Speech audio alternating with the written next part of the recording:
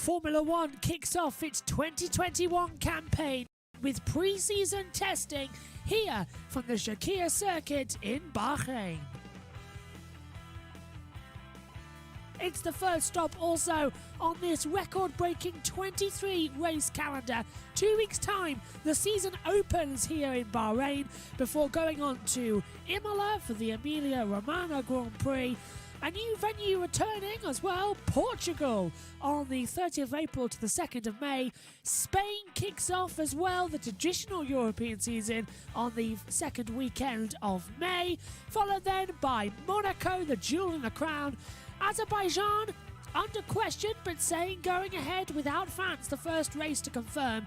11th to the 13th of June, the Canadian Grand Prix with the controversial sprint race format due to be debuted there. The French Grand Prix returns at Paul Ricard. Austria then just back to one event. The same goes for the British Grand Prix on the 18th of July.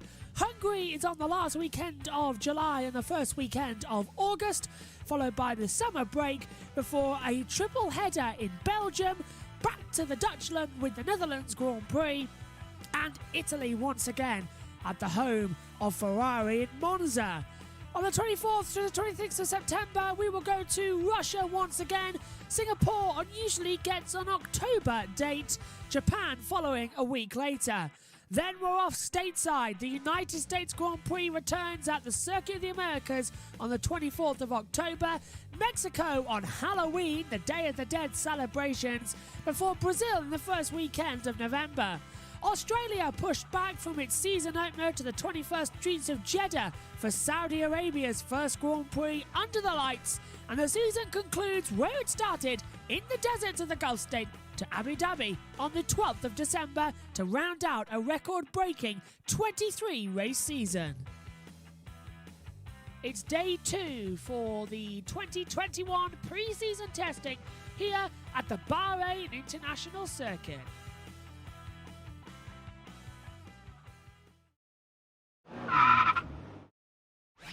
Let's take a look around the Shakir circuit, the Bahrain International Circuit, 3.362 miles, 15 turns, 3 DRS zones, and an elevation change high at 40 meters. It is the trickiest circuit on the calendar in terms of constant time. Start the lap now. Already in 8th gear, flat out on the overtake button. Maximum fuel usage as you hit the first real heavy braking zone on the track. Down to 2nd gear for the right-handed turn 2. Left as well, up the hill towards turn number 4. Open up the DRS zone for the first time. Now swoop round turn number 4.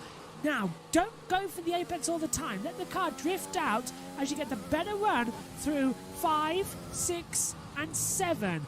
Jump the curves a little bit into the braking zone 9 of turn 8, really heavy, really put the power down through 2nd gear. Now turns 9 and 10, the trickiest corners on the track, a double left whilst braking. Turn 10, hardest to crack. Go for the outside wider line, you get a straighter one for the 2nd DRS detection point on the run down the national straight towards turn number 11. Flick the car into the left, put the power down mid-apex to drill out wide through 12 and into turn 13, my favourite part of the track. Get too much on the curves, the car will spin you round. Into 14 now, quick flick to the left before opening up the DRS once again, and straight down now, under the sand dunes as well, into turn number 15 and 16. Really 2 last braking points on the track. Flick the car into the left, the little corner there counts as the last corner, flat out to the line, DRS open again in the first zone, and that is a lap of the Bahrain International Circuit.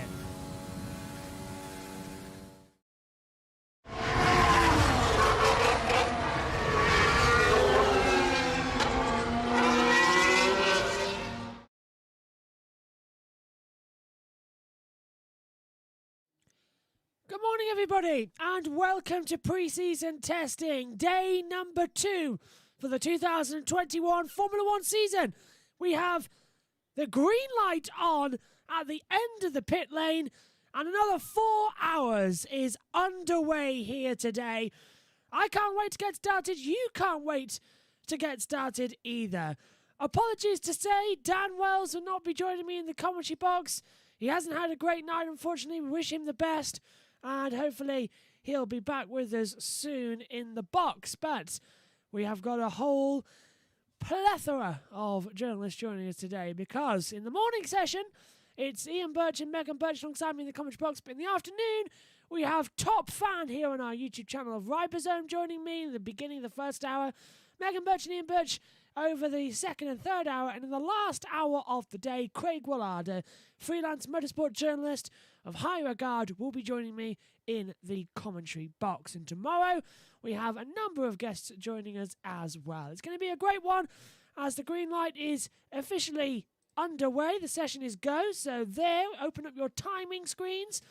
For everyone to watch along with us here on YouTube, use the hashtag F1 Testing, hashtag JB Motorsports, and get in touch here on the YouTube chat below. We have that open, ready and willing to go for 4 more hours. I'll be covering the first half hour or so solo, so getting ready to talk to you about all what happened yesterday in testing and answering any questions you might have. And then joining me in the commentary box will be Ian Burch. Megan Burch joins us around about 9:30 GMT for all of the action. And then hopefully this afternoon we'll be ready to go for more of the same. We see the Williams drivers. Roy Nazani is just standing outside. He was in the car yesterday. Did a fantastic job. Comically, though, in the interviews after the day I concluded, of course, a sandstorm blew in on the afternoon session and sort of disrupted all of the running. We still got some fastest times from Max Verstappen, but it did disrupt it. And Roy Nazani, smooth as he could be, said that he locked up down in towards turn 11, and he locked up and he was going straight over to Abu Dhabi. Fantastic words there for a media interview. So, let's get you what's happening today in the session as well, as I haven't got no live timing on the iPad in front of me. But out in today, all day, so across the whole 8 hours, you have 16 cars, and it's Nicholas Latifi, Nikita Mazepin, Carlos Sainz, Antonio Giovinazzi, Yuki Tsunoda, followed then by Lewis Hamilton, who's out now on the track. We're watching him in vision. Daniel Ricciardo, Lando Norris, Sebastian Vettel, Pierre Gasly, Sergio Perez, Fernando Alonso, Charles Leclerc, Lance Stroll, Mick Schumacher, and Valtteri Bottas. I did do it saying Michael instead of Mick, because on the board it says MSC rather than SCH, which he was last year. So very unusual and bizarre to see that happening. We've got the lights on now for all of the session. So do get in touch. The sky looks grey. Is it cold? Well, it's colder than yesterday. Obviously, it's in Bahrain, so it's about 11 o'clock there. So overall, track conditions, if I can have a look at this iPad in front of me, that should be able to tell me. Air temperature at 23 degrees. Humidity is at 40 degrees C. Pressure is 1,015. It's 2 kilometre wind speed blowing towards the northeast, and the track temperature at 34 degrees. So yesterday, track temperature was in the high 40s. Now it's in the low 20s. And, of course, air temperature has decreased a lot. So that sandstorm yesterday that blew in all of the sand, of course, from Saudi Arabia. It blew in all of the heat as well. And it massively corrupted the data on the track. So it's a lot cooler today. The sand's still around the track as Lewis Hamilton runs over at turn 4 to prove it's just as slippery out there as it was yesterday. But hopefully we're going to see a more smoother run to the session today. A lot more action on track. Mercedes said yesterday in the post-interviews that they really are behind their own testing schedule with that error that happened yesterday, which cost Bottas the first 4 hours of running, and then Hamilton was in and out of the pit lane all day. Gearbox issues, you name it, affecting the Mercedes. They really have got a lot of work to do going forward as well. Apologies for the nose. It's a side effect it's one of the side effects of the jab. Yesterday it was shivering. Today it's nose running. But we get on with it as well. Good morning to Synthol Shewan. I hope I'm pronouncing that. You can easily tell if they're offline because of all the dust. Glad you're watching along with us. Absolutely. Hamilton went offline at turn 4 and immediately kicked up all the dust. Now, yesterday, during the sandstorm itself, they did able to clear a racing line, as Hamilton says the first time of the day. It's a 1:39.422. Latifi is just behind him on a 1:53.696. But yes, yesterday they were able to get a racing line through the sand, despite the sandstorm. So, but if you went offline, it was like spray in wet conditions. It was unbelievable, the amount out there.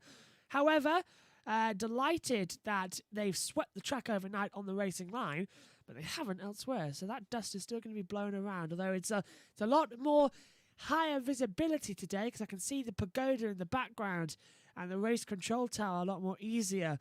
The round tower with race control built into it as well. It's a surprise, that one. I didn't realise they were going to do that. But Fernando Alonso, not how I wanted to start with that, but here he is. The double world champion with Renault back in 2005 and 2006. Rejoins Formula One with what was the Renault team. Now it's the Alpine team. And he is back out on the track and back in blue. And he's looking good as well. Fernando Alonso back on the track. And if I listen carefully, take one of the headphones off, I think I can hear Megan jumping up and down, screaming, Alonso, Alonso, Alonso, as well. As if any of you watching yesterday might remember that Megan was absolutely delighted one of her favourite drivers in Formula One has returned. And he's done an outlap now. He's come back in to the pit lane, and Fernando is back on the course as well.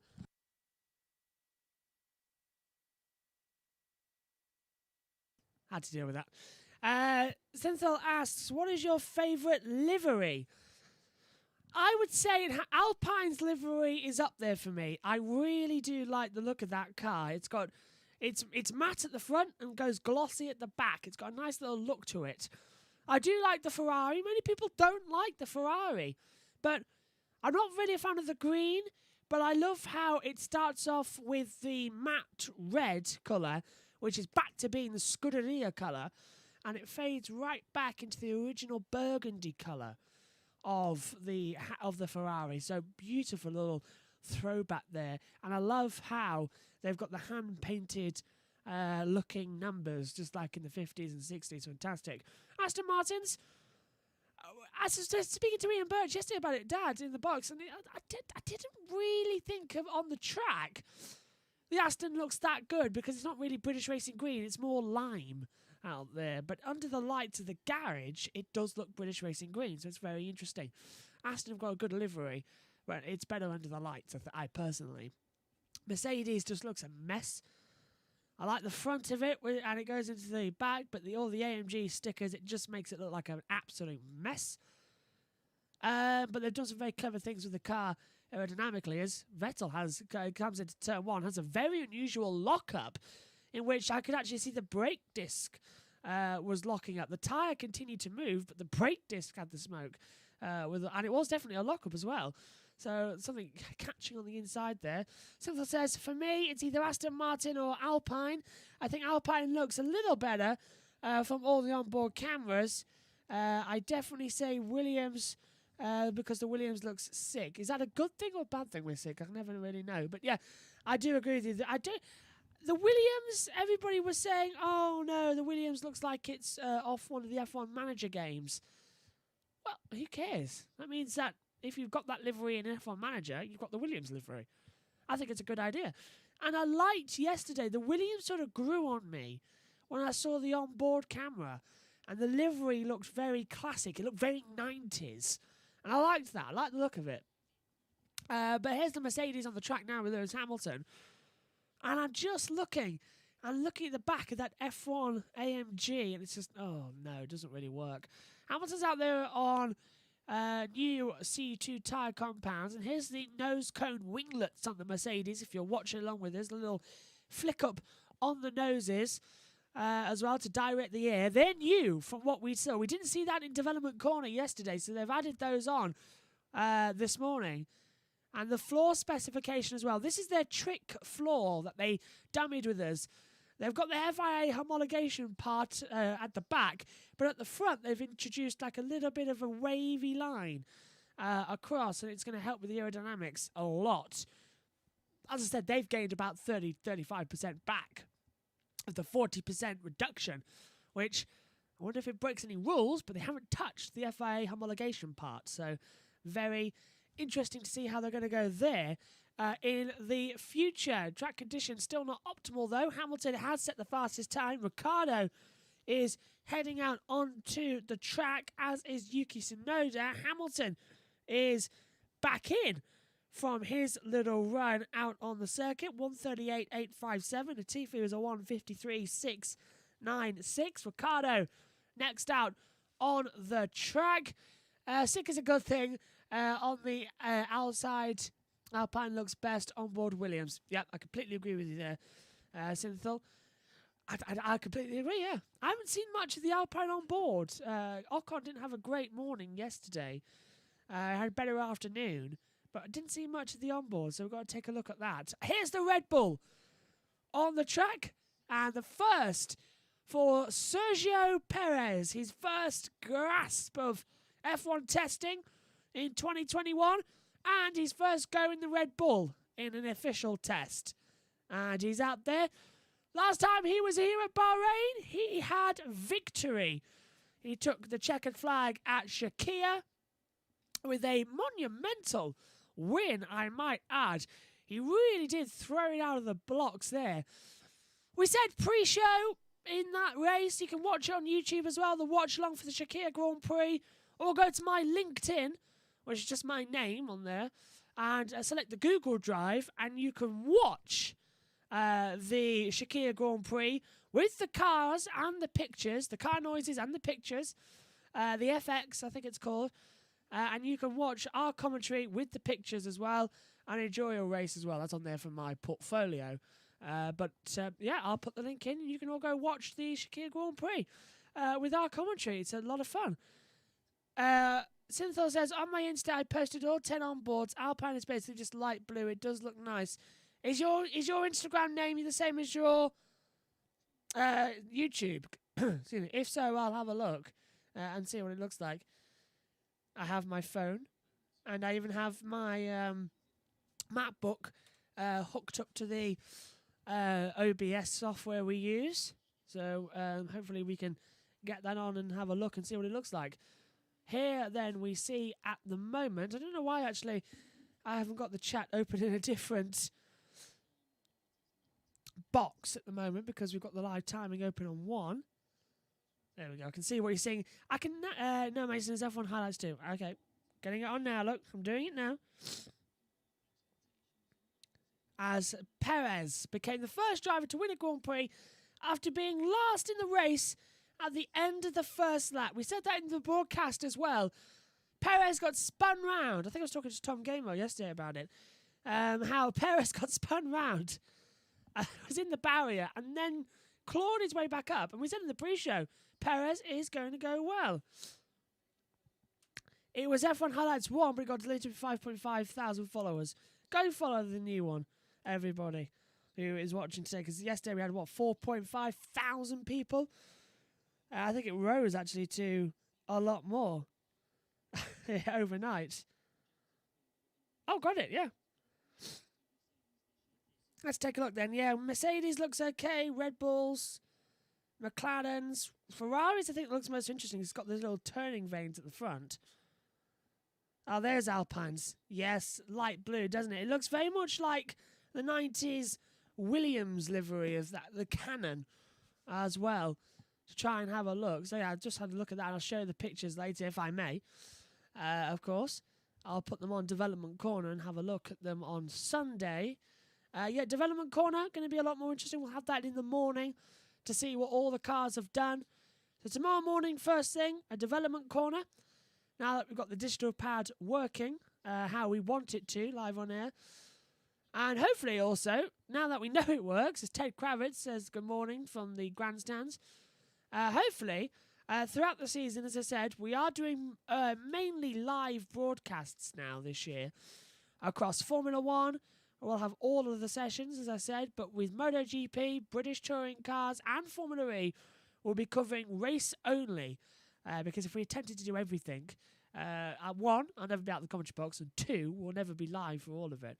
Even the MotoGP and British Touring Cars will be live for some of the races, but some of them will be broadcast live but delayed. So broadcast delayed but live streamed. That's confusing, isn't it? It'll be live streamed, but it'll be delayed commentary. Probably on the Sunday evening or the Monday as well. So that's for a couple of the races this year. It might be even for Qatar, because Formula 1 races at Bahrain, they start at 4 o'clock, and at 6 o'clock, 2 hours later, MotoGP starts. So hopefully Bahrain will only take about an hour and a half and no red flags, and we'll get going for MotoGP. But we'll keep an eye on that going forward in the future. First outing done for Alonso. Plenty more, though, planned for today as Sergio Perez jumps to the top of the timesheets on a 1:36.113. Yuki Tsunoda is second at 1:37.067. Hamilton is third, 1:38.857. Nicholas Latifi in fourth on a 1:53.696. Yuki Tsunoda, the only car out on the track at the moment. And Synthol says, I hope Perez can help Verstappen fight Mercedes. Yes, that's mainly why he's there. He's going to really do Rubens Barrichello. But I think it's good at the moment for two things. One, Red Bull have got another proven race winner, and they've got someone in there who, like Barrichello, when Schumacher used to crash out the race, Barrichello would pick up the pieces for Ferrari. Verstappen, unfortunately, does have a very long habit of crashing out of the race. And Albon and Gasly sort of struggled in their initial runs to pick up the pieces for Red Bull. Albon came into his own after Mugello last season. But Perez will be on the ball all of the time. And I really, honestly, genuinely think Perez is going to win a couple more races this year. I'm not being cynical, but I really, really hope he does as well. And also, just by the way, happy birthday to my brother, who is, I'm not going to say how old, but he's 10 years older than me.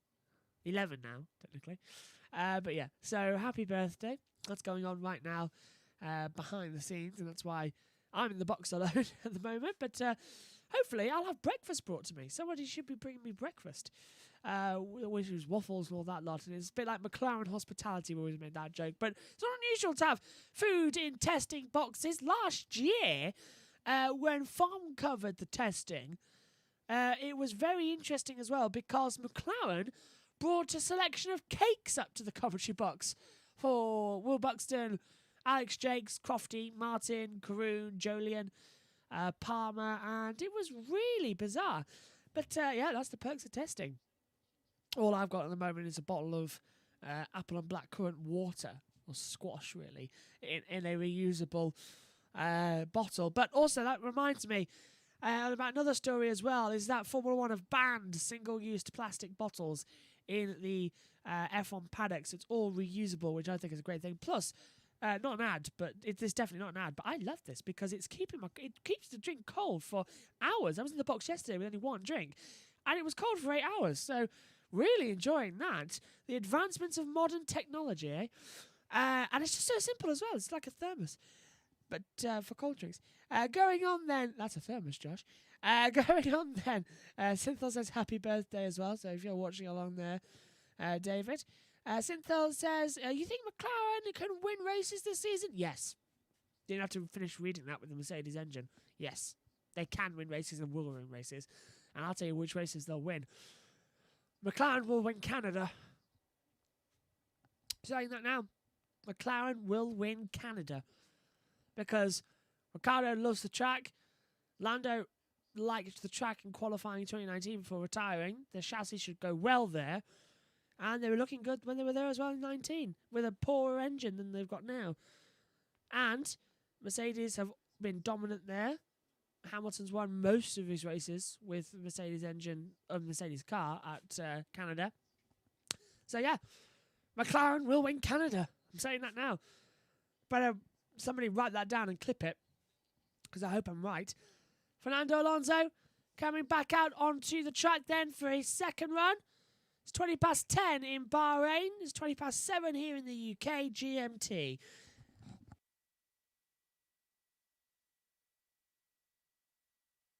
This reminds me, actually, as Alonso does his practice start and moves away, we had a very strange incident yesterday with the Aston Martin of Sebastian Vettel, where it brought out the yellow flag, but he was down at he's down in the pit lane, exit actually. But very unusual because the engine just cut out. Battery problem failed the car, so they had to wheel him back in. Luckily, they got it restarted and there wasn't too much damage to the control electronics. But yeah, very bizarre situation there. As my Steam login has just popped up on the OBS broadcaster. That's not good at all. But yeah, hopefully as well tomorrow or later on today, actually, depending on how we go in this session, I will be challenging people to an esport race. So if you're on the PlayStation console and have the F1 2020 game, drop a message in, and Joshua Burch F1 is the PlayStation name as well, and we'll be doing an esport race tomorrow when Megan's in the commentary box. So times of that will be announced later on today when she's in the box and I can talk to her about it. But yeah, Synthol says, talking about Canada, what do you think about the sprint races?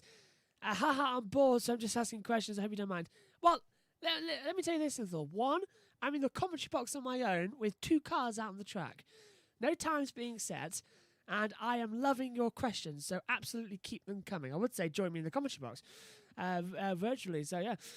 Talking about Canada, what do you think about the sprint races? Well, I'm on the fence about sprint races for one thing. One, I've seen them done in Formula 2 and Formula 3, and I know that they work. They do work, they're really fun and really exciting, but the sprint races are on Sundays. They've swapped it around now, so sprint race is Saturday, feature race Sunday. But I don't think having a sprint race is going to be Formula One's niche. Let's try it. I'm one of those people that says, let's try it once and see how it goes. But honestly, I think it's going to be a mess. I think if we have a major accident, it's going to cost a lot of...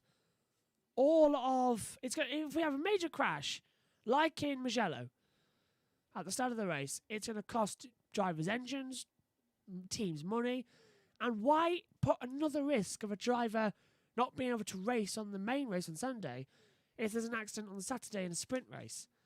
Just doesn't really pay much. Drivers don't care. Drivers will get in the car and drive. They love driving. But the added risk to it, and if say we have a massive pile-up and a driver goes to hospital and misses the Sunday race, that's not fair. If a car gets crashed out and can't partake in Sunday because he hasn't qualified for the sprint race, because then what if we have a DNF in the sprint race? What do we do then? Because they can't go back into the qualifying times, because qualifying sets the grid for the sprint race, and the results of the sprint race sets the grid for the main race. So I don't know. Let's try it once, see how it goes.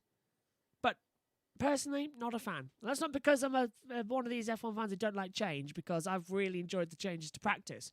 The fact that, personally, I'd have to stand in the box for an hour and a half twice on a Friday.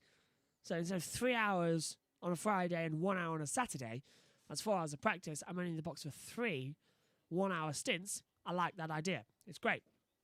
But I think Formula One doesn't need sprint races. There, I'm going to say it. Hopefully that answers your question.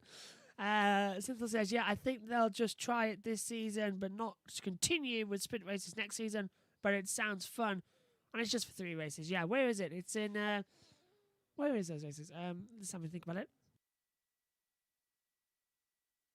Races at Canada, Brazil, and Spa. So Canada, Spa, and... Brazil are the races, I believe, that are currently under investigation for this possible sprint race. And it makes sense. Limited sprint runs, limited track action as well with support series at those events. So yeah, it works. Only F3 at Spa, no F2. F3 and F2's calendar has been split this year to save the teams that do both money, because quite a lot of them do. In fact, nearly 90% of them do.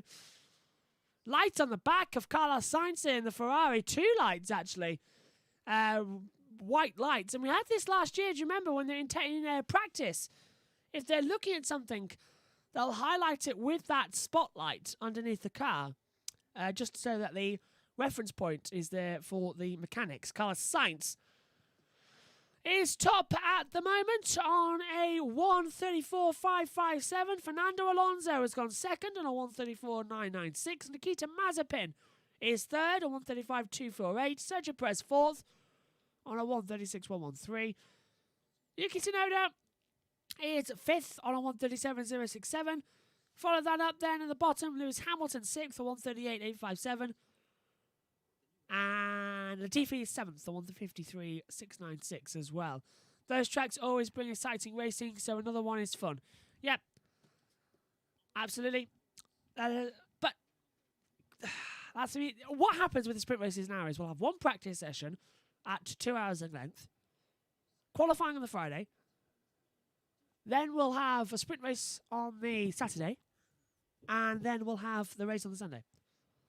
So we lose 2 sessions. Bizarre. Bizarre. But anyway, that's Formula 1, isn't it? Never a good idea. Never anyone makes good sense. But let's try it. Let's try it. Because, let's face it, the current format for qualifying works. But it was supposed to change up the grid when it was introduced in 2006, but it hasn't really, is it? You can almost say the battle for Q1 and Q2 eliminations, there's never really a surprise unless a driver has an accident.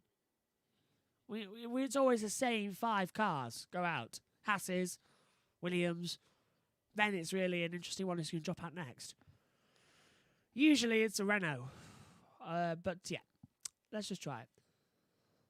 Carlos Sainz back out on the track at the moment in that Ferrari. As I said, with a nice livery at the back. Not the green Mission Winnow, which can't be on the track for quite a lot of the races, mind you.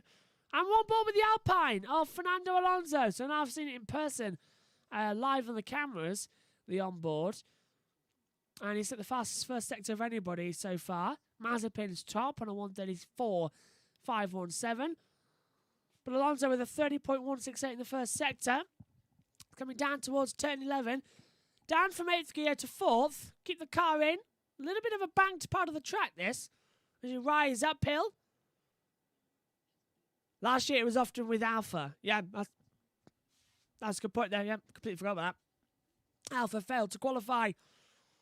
9 times, was it? In 17 races into Q2. They double D and Q'd for Q2 quite a lot as well. Alonso's backed out of that lap in the second sector, so what was supposed to be a good lap for Fernando has gone away. Cars out this morning. We actually have all the cars out, so you ready? Because here we go. It's Mazepin, Sainz, Alonso, Perez, Tsunoda, Hamilton, Latifi, Ricciardo, Giovinazzi and Vettel. They're out this morning, out in this afternoon session, replacing Norris, Gasly, Leclerc, Stroll, Mick Schumacher, and Valtteri Bottas. I nearly said Michael again. It's going to take a lot, isn't it, not to say Michael with that MSC on the board. Wonder why he's running with MSC. Must be because David Schumacher, Ralph's son, is in Formula 2 and Formula 3, and if he does get to F1, there'll be 2 S's, 2 shoes. So, probably MSC for Mick, and if David Schumacher makes it to Formula 1, that'll be DSC. Mazepin in the Haas, the Ukulari Haas F1 team. Under investigation they are by the World Sports Authority because Russia are banned from competing in any world championship. Russian athletes are allowed to, but under a neutral flag. And of course the Russian flag, the Russian name, and the Russian national anthem are banned for 4 years. But Haas F1 have draped their car, very controversially, in white, blue and red. In that order. Many people saying, oh, it's just the American flag. Nope. Look at it. That absolutely, completely is in order of the Russian flag. So, yeah. Mazepin's father owns the team, effectively, has a majority share, and his company he has an 80% share of, and his company is the title sponsor. And his son's racing. So, look at that. At least with Lawrence Stroll, he was a die-hard Formula 1 fan and motorsport fan, and his son Lance has got some degree of talent. I think the podiums last year were glorious for him, and he's looking quite quick this year. I think even I think even Stroll might have an opportunity to win a race this year. Stranger things have happened, and if Vettel can do it in that Aston, Lance can too. But Mazepin, I've seen him in junior formula, an aggressive driver, no talent really to speak of. Won, I think, only 2 races in Formula 2, and both of those, one of them he got a penalty as well. He got black flagged effectively in Shakir, the last race of the year, 4 months ago, for aggressive defending and blocking. And then, of course, that incident in Bahrain going to Abu Dhabi. That is absolutely abysmal behaviour. And he deleted the apology as well. And, yeah, not good there at all. Reminder that many people are triggered by the sight of him because of what he did. Many people are recovering. As I said yesterday, I would have made Mazepin register as a volunteer and educate himself on what happens to the people who have been abused and how their recovery is never, ever, ever complete, and how they are dealing with it day after day. People struggling with it as well, and I would have made him go and volunteer and learn about it and hear exactly what damage it can do. But no, Haas swept it under the rug effectively and just let him go on. One motorsport journalist over the winter claiming that boys will be boys. Well, speaking on behalf of the boys, if he did that, I would punch him in the face. But anyway, back onto this. Sergio Perez back in the car. A driver who, in the winter, didn't have a seat at all. And Alfa Romeo was looking for him to be a development driver. But Albon got dropped from the Red Bull main seat into their third driver role. And Perez was saved. And delightfully so as well. Because he is a Grand Prix winner. It took him 10 seasons to do it. Through that time, he was at Sauber in 2012, where he had numerous podiums. Dropped at the end of McLaren in their 23 campaign due to having a bad car. Ron Dennis not happy with Sergio there. And then, of course, 2014, 15, 16, 17, 18, he was with Force India. Force India then folded and became Racing Point. He continued with the team. He was one of the leading forces in saving Racing Point and Force India from administration. He went to the financial backers and he went to claim for bankruptcy and brought in the necessary people. Had his stake in the team as well before Lawrence Stroll came in with his consortium deal and brought the team. Continued with them, but then changed over to Aston Martin at the end of last year. And they signed Sebastian Vettel, who was leaving Ferrari. And Stroll was never going to leave the team. So Perez found himself racing last year, knowing that he was out of contract and could be out of Formula 1. He announced on a YouTube live stream that he would not be racing in 2021. Then won the race in Shakir. And I said at the time, how has this guy not got a drive for next season? Then Albon was dropped and Perez got the call and jumped to it with open arms. There's a route we could go to IndyCar, but Grosjean's taking that route now. Let's have a look then. Akash Ahmed says, "Hi Josh, joining after previous years Abu Dhabi Grand Prix. Welcome along. We'll have commentators throughout the day as well, as I put up above in the chat." Synthol says, "I hate about Mazepin. It's going a bit too far now. In my opinion, should stop and just give him a chance. He made a mistake. A big one, yes, but the hate is going too far." I do agree with you that the hate is going too far. They're attacking the admin team of Haas F1, which is not right at all because the admin have done absolutely nothing. I don't think that helps either.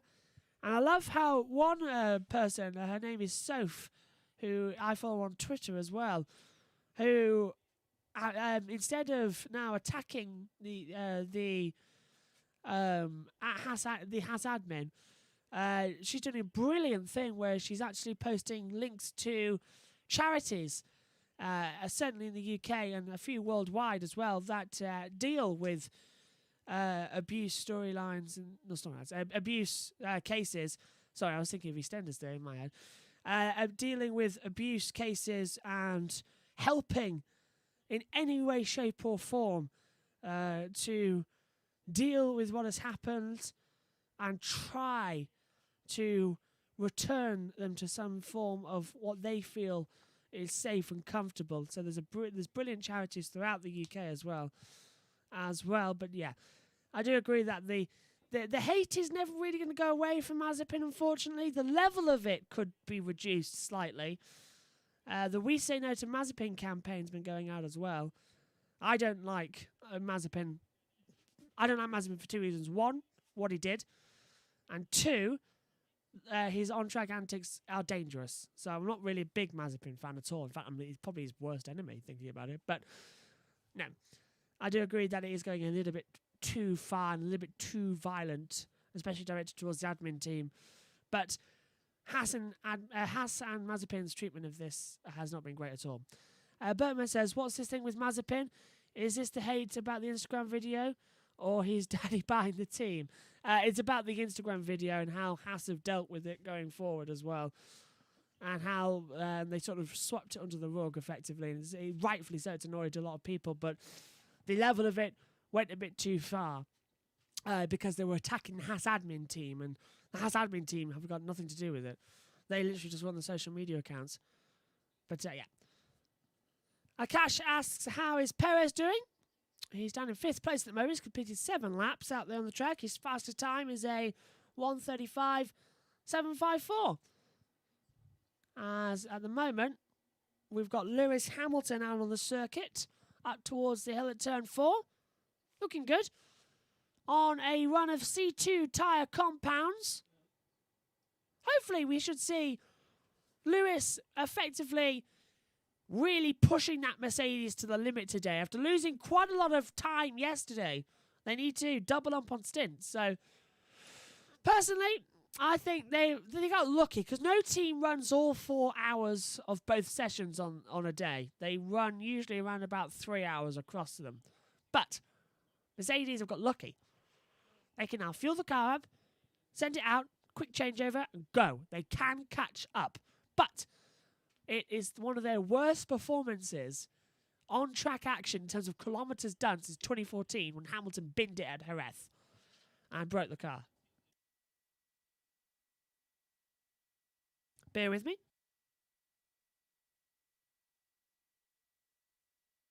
Yeah, so it's one of the worst on-track days for Mercedes since they were in 2014 and the hybrid era started when Hamilton binned into the wall. So yeah, Hamilton goes 5th, 1:35.032. I think he stays where he is, doesn't he? Oh, jumps up 1 as well. Down in towards turn 1, we see a replay now on board. 1 car per testing. Personally, I think if we're racing here in Bahrain, they should have allowed 2 cars so everyone can get out on the track. What's the harm? Should have had 2 cars out on the track, go. We're racing here in 2 weeks' time anyway, so we've reduced the test days. Let's let everyone go out and do some testing. But no, 1 car allowed. Into the pit lane comes Danny Ricciardo in the McLaren. Do you like the onboard of Ricciardo, actually? With that McLaren, the black strip with the text on it for the McLaren app and views, and they have just changed the steering wheel only on Danny Ricciardo's car. That issues that there's an issue with it, so interested to see why they just decided to only change the steering wheel. They have to keep all, that means it's a difficult job as well. They have to take all their settings right. They have to get everything exactly the same as well. Synthil says, you think Williams will get points this year? Almost certainly. As well. They will get points going forward. 3 hours, 18 minutes remain in day 2 of pre-season testing. And people got very annoyed on the radio yesterday when I was just introducing people in the commentary box and they couldn't see on the camera, so I'm having to wait. But it's good morning to Ian Burch. Morning, Dad. How are you? Good morning.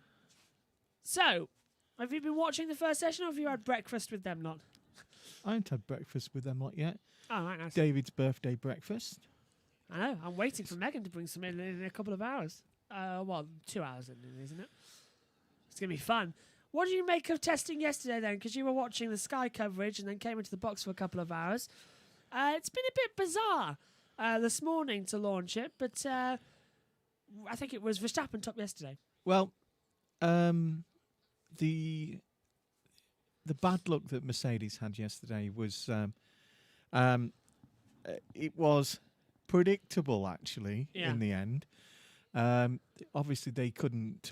Every time they wanted to do something went against them. The problems with the car, the gearbox was something that it was a mechanical thing in the selection unit of the gearbox. So that explains why they had to probably change the whole gearbox as well. So they lost them a lot of money. And then then you got Lewis in the car, and this is the first time I can say that Mercedes have got it absolutely wrong. Yep. The explanation for what happened with Lewis has come through, and Lewis is always looking to tweak things and to improve.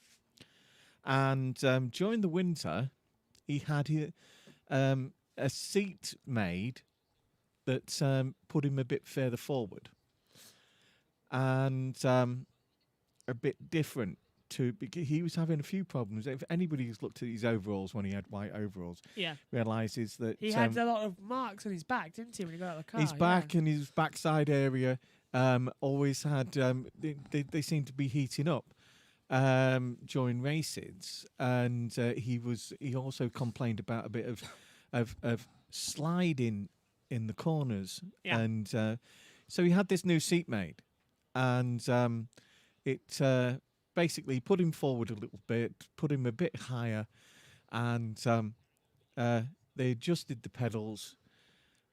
And yesterday he found he couldn't reach the pedals. Yeah, he braked and locked up, didn't he, Dad? So and what he means by couldn't reach the pedals isn't the fact that it means that he couldn't find his perfect feeling on those pedals.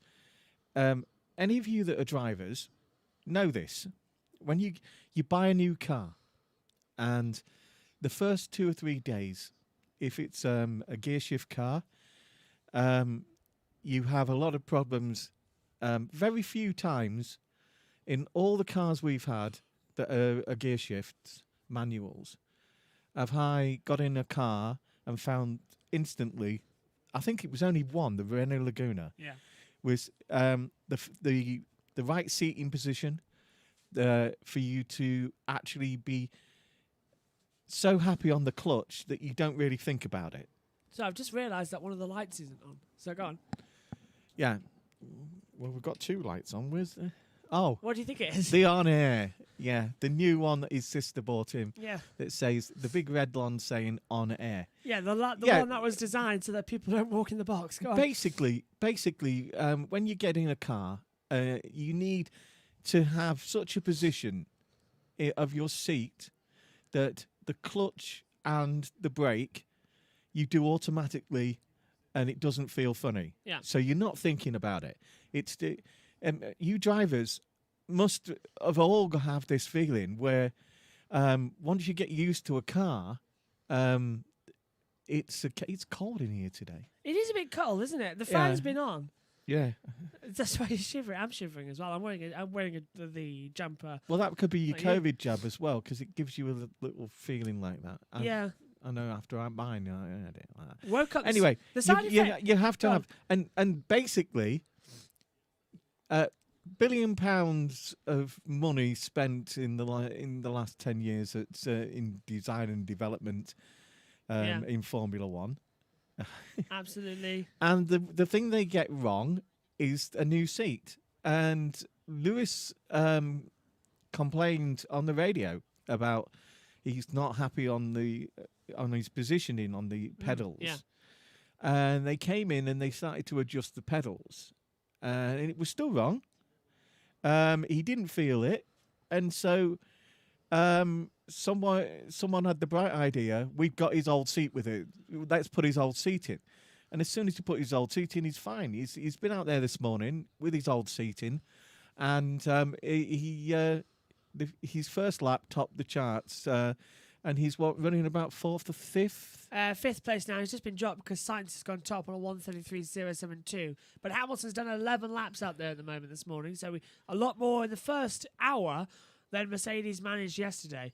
Synthol says, you think Ferrari can fight for 3rd in the championship this year? No. And how do you think Sainz will do? I think Ferrari will do a lot better. Yeah. But I think they've got Red Bull, Aston, and Aston Martin, McLaren, and McLaren, all made big improvements as well. The thing is, nobody will know with Ferrari until the race, because basically they have thrown away last year's engine completely. The only one in the entire paddock that has decided last year's engine was rubbish, and totally redesigned it. Not just tweaked it, right? I know McLaren have changed engine supplier. Yeah, they're now with Mercedes. But basically, that Mercedes engine is tweaked from last year, and successful in both Racing Point and Mercedes last year. I think Sainz is definitely not going to beat Leclerc. Leclerc, in the points, he's more at home with that car than Sainz is. I think it's going to be until the second half of the year then Sainz can really get to grips with that car and go for it. Carlos Sainz is his dad, right? Is a multi-winning rally champion. Yeah, and he has instilled disciplines. His godfather is Fernando Alonso. We'll come into Alonso in a bit, things, but he's another one that instills disciplines. For all he's larking about, he's a very serious young man, and he really does go into detail, and he likes things his own way, and he's going to have this situation where Leclerc is the thing that cheesed Sebastian off was that all of a sudden they've put all their apples in the Leclerc basket. absolutely. Yeah, the majority ever since he won that race in Belgium. Yeah, everything has changed towards Leclerc being the one, and he didn't like Sebastian was sort of shoved out. Yeah, he was shoved out. You're a has-been. It was very unusual that happened as well, because it starts off as a beautiful relationship. Do you remember with Arriva Bene and him?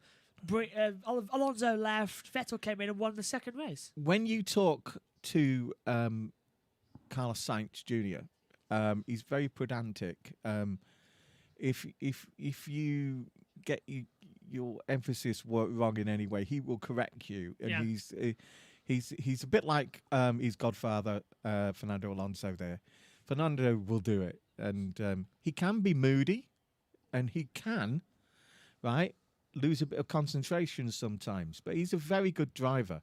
And I think they will be surprised because he's such a professional driver and a natural driver that everywhere he's gone, people have been surprised at his performance.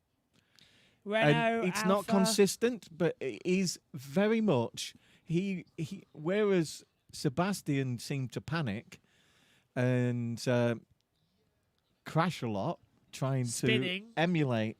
Yeah. Instead, Sebastian should have, instead of being worried about his Ferrari seat and trying too hard, Sebastian, with 4 world championships himself, should have turned, oh, I'm a 4-time world champion. I will do things my way. Yeah. But he didn't. And that surprised everybody that Seb thinks. I think Benotti is brilliant, right? That we've at last got a engineer rather than a manager in charge of Ferrari. Bonotto, yeah. Yeah, Bonotto. Everyone was saying over the winter how Bonotto was for the chopping block. I don't think so, because Ferrari have gone through... Oh, no. He's got... I feel that he has got so much power in that organisation. Yeah. The people who are running it now, remember that they lost the leader of Ferrari. The people who are running Ferrari and Chrysler Fiat now, they know that he has got more experience than they ever will. He's not a businessman. No, he's got other people there now to do the business side for him, right? He's a tech wizard, and he knows what he's talking about. It was him who his ideas with his team to change some of the aero design back end of last season, and they've fully admitted that the engine is rubbish. They have, yeah. They said it, mid last year? Yeah, and even actually Austria. So the only thing that they couldn't put a new engine in to redesign the engine for last year, so it had to be the aero. Yeah, the aero development as well.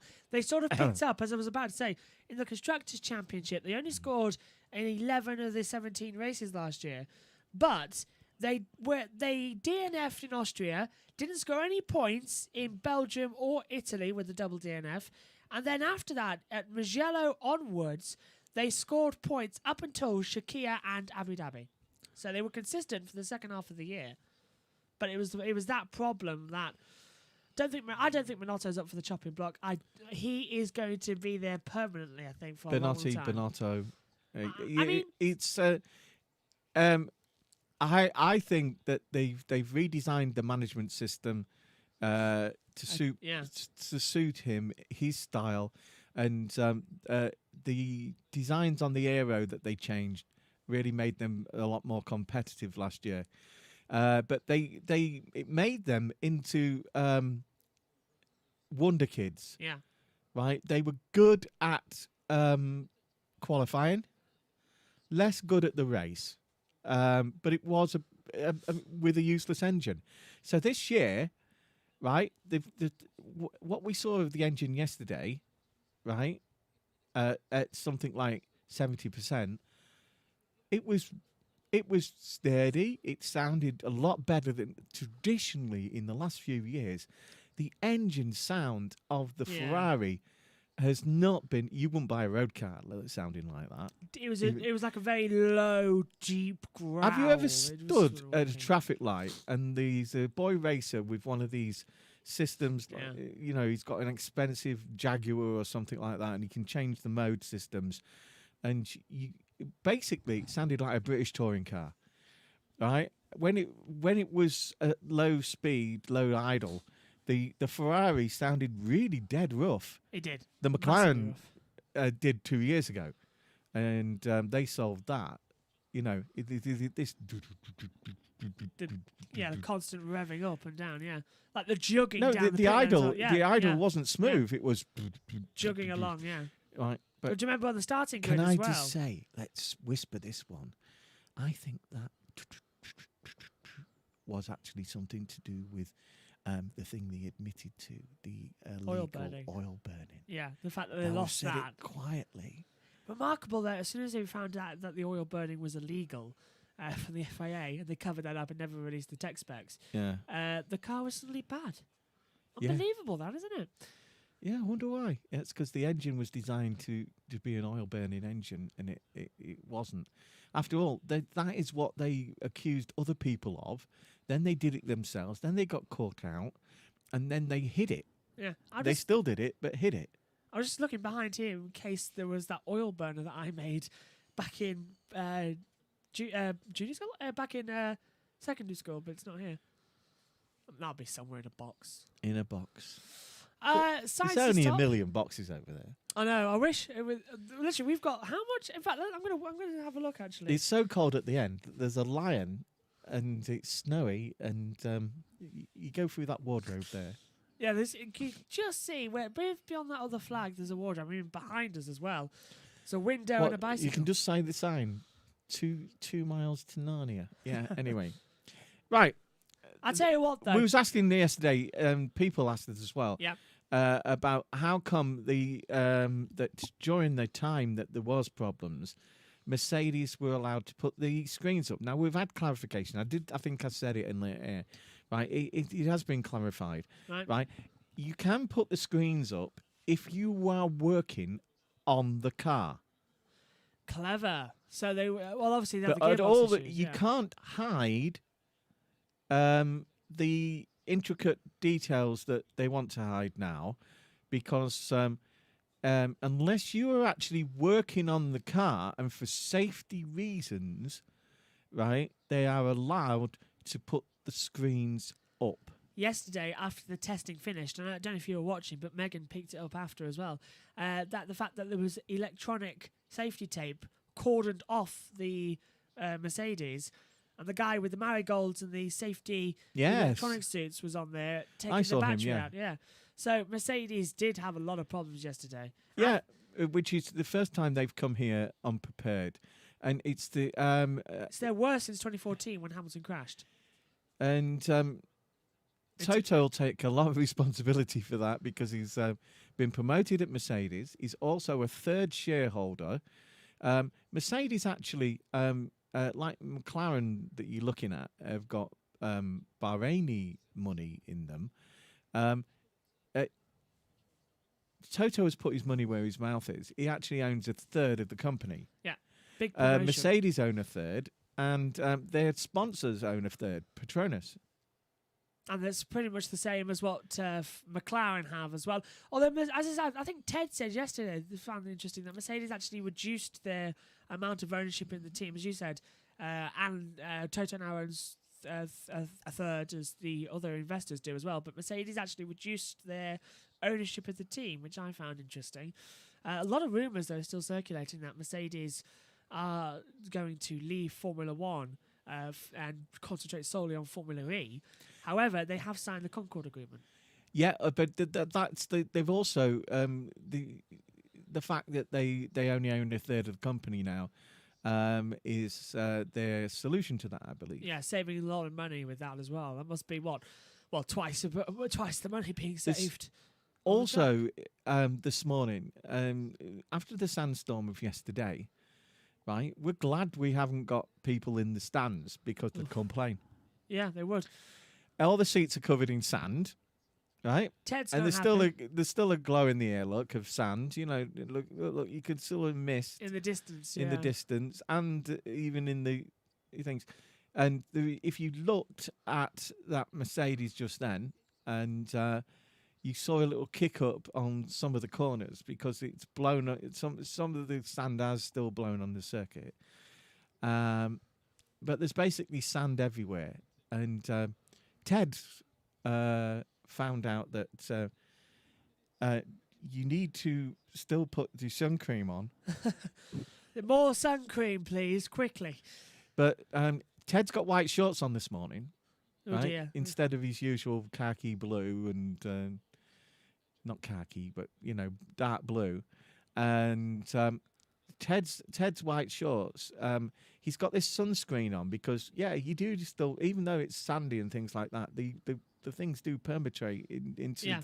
So the thing that actually gives you a suntan still happens. And it was still really hot, 35, 36 degrees yesterday. It's dropped a lot now. Someone asked me that earlier on as well. Track temperature But it is... you know, and other people have said about their glasses getting covered in it. Yeah. And Contact lenses yesterday. yeah, and the interesting thing was that the visors didn't. The visor didn't... Well, they've got that protective sort of anti-fog thing, haven't they, on the front of them? By the way, Ted wiped the sunscreen hands on his shorts, and he's got marks on his shorts now. So he looks a scruff. So his wife will be upset. At least he can wear them, because when I met him, She'll probably say it's typical of him. when I met him a couple of years ago, he was in... Nice man. Yeah, massive. Yeah, nice man. He was in a massive jumper and long trousers, and he had trainers on, not his flip-flops, and he was upset about that. Karoon's white shirt will go through it as well. Yeah, Karoon's out on the track right now at turn 4. Just having a little look at the moment as well, because the track temperature is at 38.4 degrees. Air temperature 23, so it's about 11 degrees cooler than what it was yesterday, when that sandstorm was blown in and all the heat got blew in as well from Saudi Arabia. Because it's the first time a lot of these people have got back together. Yeah. In fact, it is. You know, for people like the things you talk about. Did you know, listeners and viewers, that Karoon's been decorating his spare bedroom? Has he? Yes. See, this is... It's basically the same colour as the as his lanyard there, blue. Oh, nice. Yeah. Well, do you see, this is the problem. We... And immediately pick when up they've on what's happening. finished, Yeah. right, apparently his wife decided, right, rather than, because you can't under lockdown have people there, so she'll just use it as their office for now. That explains why Karoon's stuck in the front room every time he's on the Sky podcast. Yeah, Karoon makes out that he lives in like a little semi, like we do. Yeah. But Karoon is the son of a billionaire. And who owns the Indian F1 track. It's a wonder she hasn't got her office of her own. Yeah, big building. Yeah, Karoon's father. He is very down to earth though, Karoon Chandok.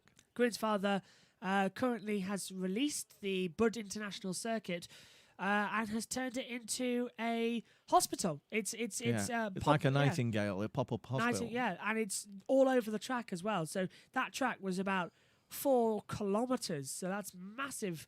Hospital tents being put up as well, and wards as well up there with pop-up buildings, and it's really been fantastic to see. Track temperature, though, is on a rise, according to this monitor here, in the past half hour. It's now the sun's highest. up. Yeah, it's coming up to midday there. It's about, what, 11:30? Just gone 11. Just gone 11 there, right? And so it's coming up to midday, which would be at its hottest, and that will bring its own problems. Just seeing at the moment as well, Danny Ricciardo heading out onto the track. Danny Rick, the driver changes. Danny Rick, he would fit in anywhere, wouldn't he? You know, Carlos Sainz, his team are going to have to get used to his little,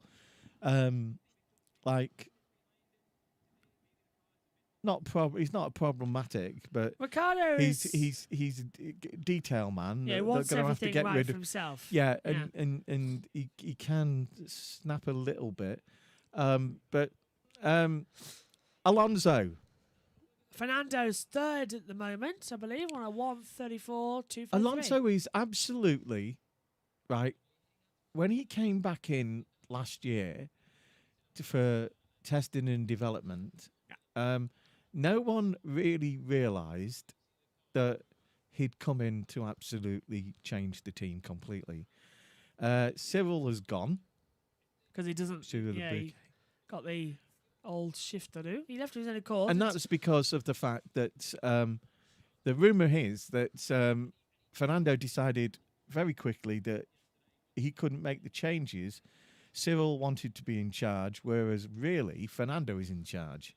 Yeah, speaking to Tom Gaymore yesterday about So- that. Oh no, Edward Hunter actually. I think about that about Fernando Alonso rumoured, and Mark previously said it in his book that he went round the McLaren garage with a big brown bag full of cash, giving it to the mechanics to only work for him in that whole Spygate and 2007 season. So Alonso, as we know, Alonso loves his own way. yeah, absolutely, He demands it because he's a double world champion.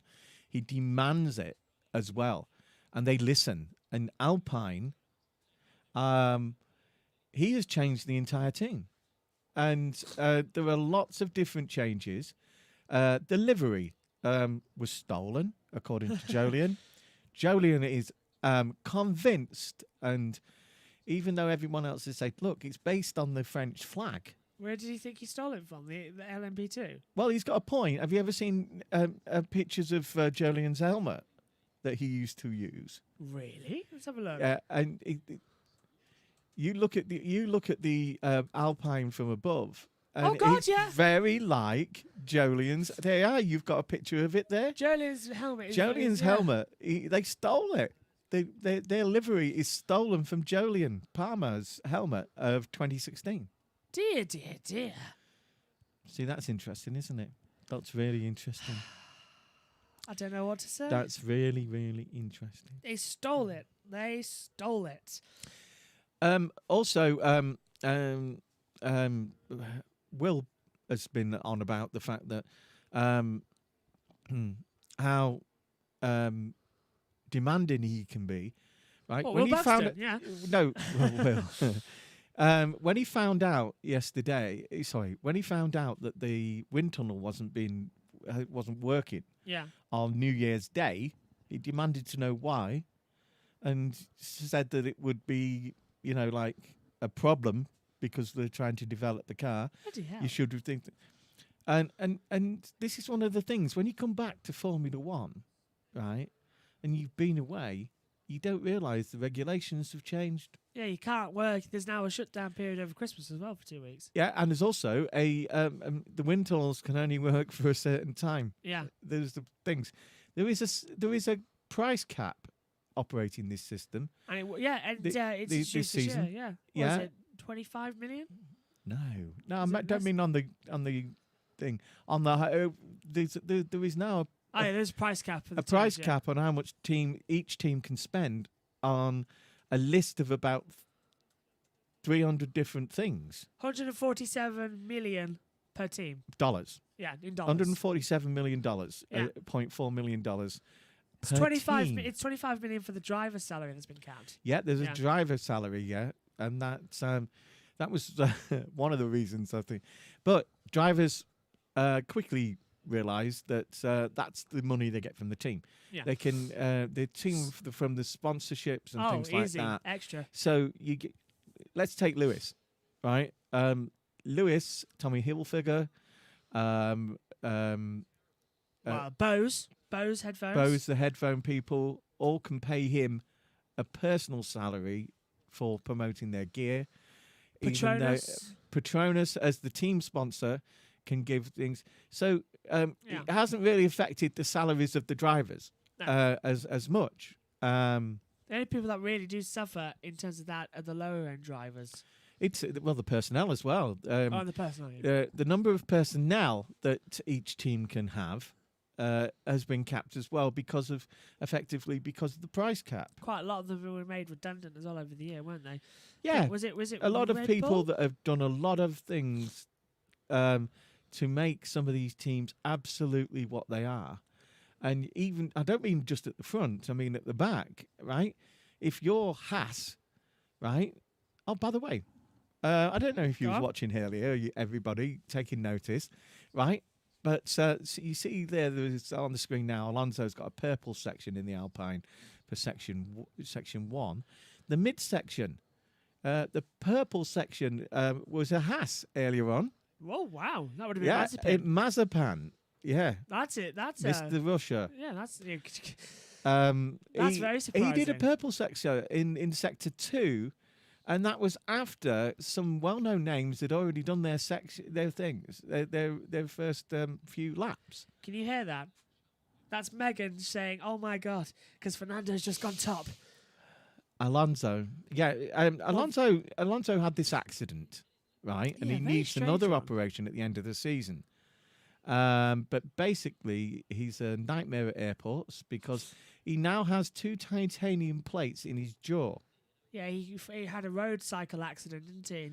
Yeah, I think he knocked off his bike or fell off his bike. Thankfully, though, not as. It smashed his face. Yes, but And thankfully, it smashed his jaw in 2 places.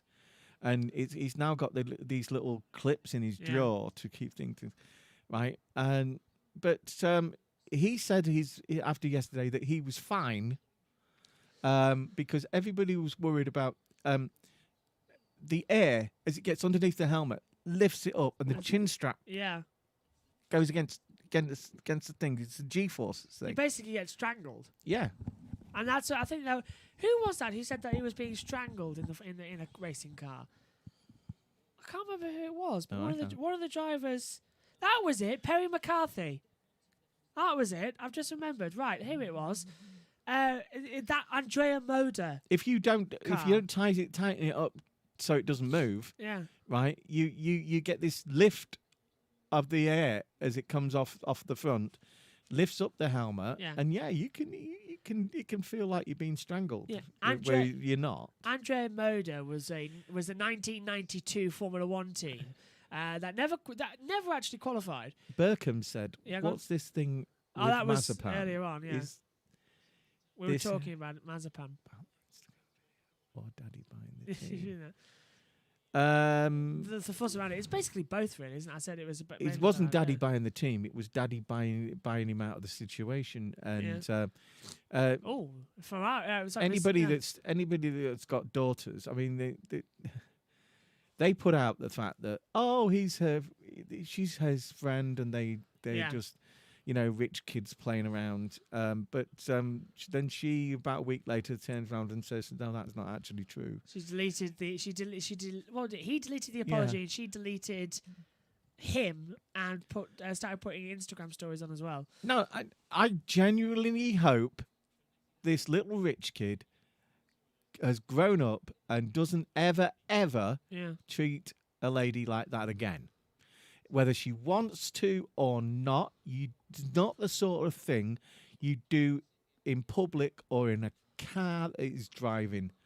It is just. Anybody who thinks it is wants to grow up a bit, because it's not. That place is for private. That sort of thing is for private and between them, not being shown live on Facebook. And also, as I said to you yesterday as well, I would have made Mazepin register but and help with abuse charities. Yeah, but he is only a kid, and he's got to learn, and he's never been told no, and so he's got to learn no. And what they've said is that Haas say everyone deserves a chance. Right now, Mazepin has had numerous chances, and it's about time he grew up. And hopefully this, being as serious as it was, because he's done other things, like he got angry at what was happening in his car and how his team didn't do in F2 and didn't help him and didn't do what he wanted. And so he got really angry, and when he came in, he nearly wiped out Tsunoda. Yeah, and he punched Callum Ilott in the face. Well, he punched Callum in the face. Why he picked on the littlest one, I don't know.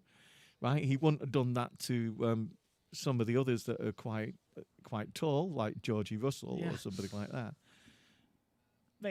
But Mazepin is just a rich kid. He's the exact opposite of Stroll, who is also the son of a billionaire.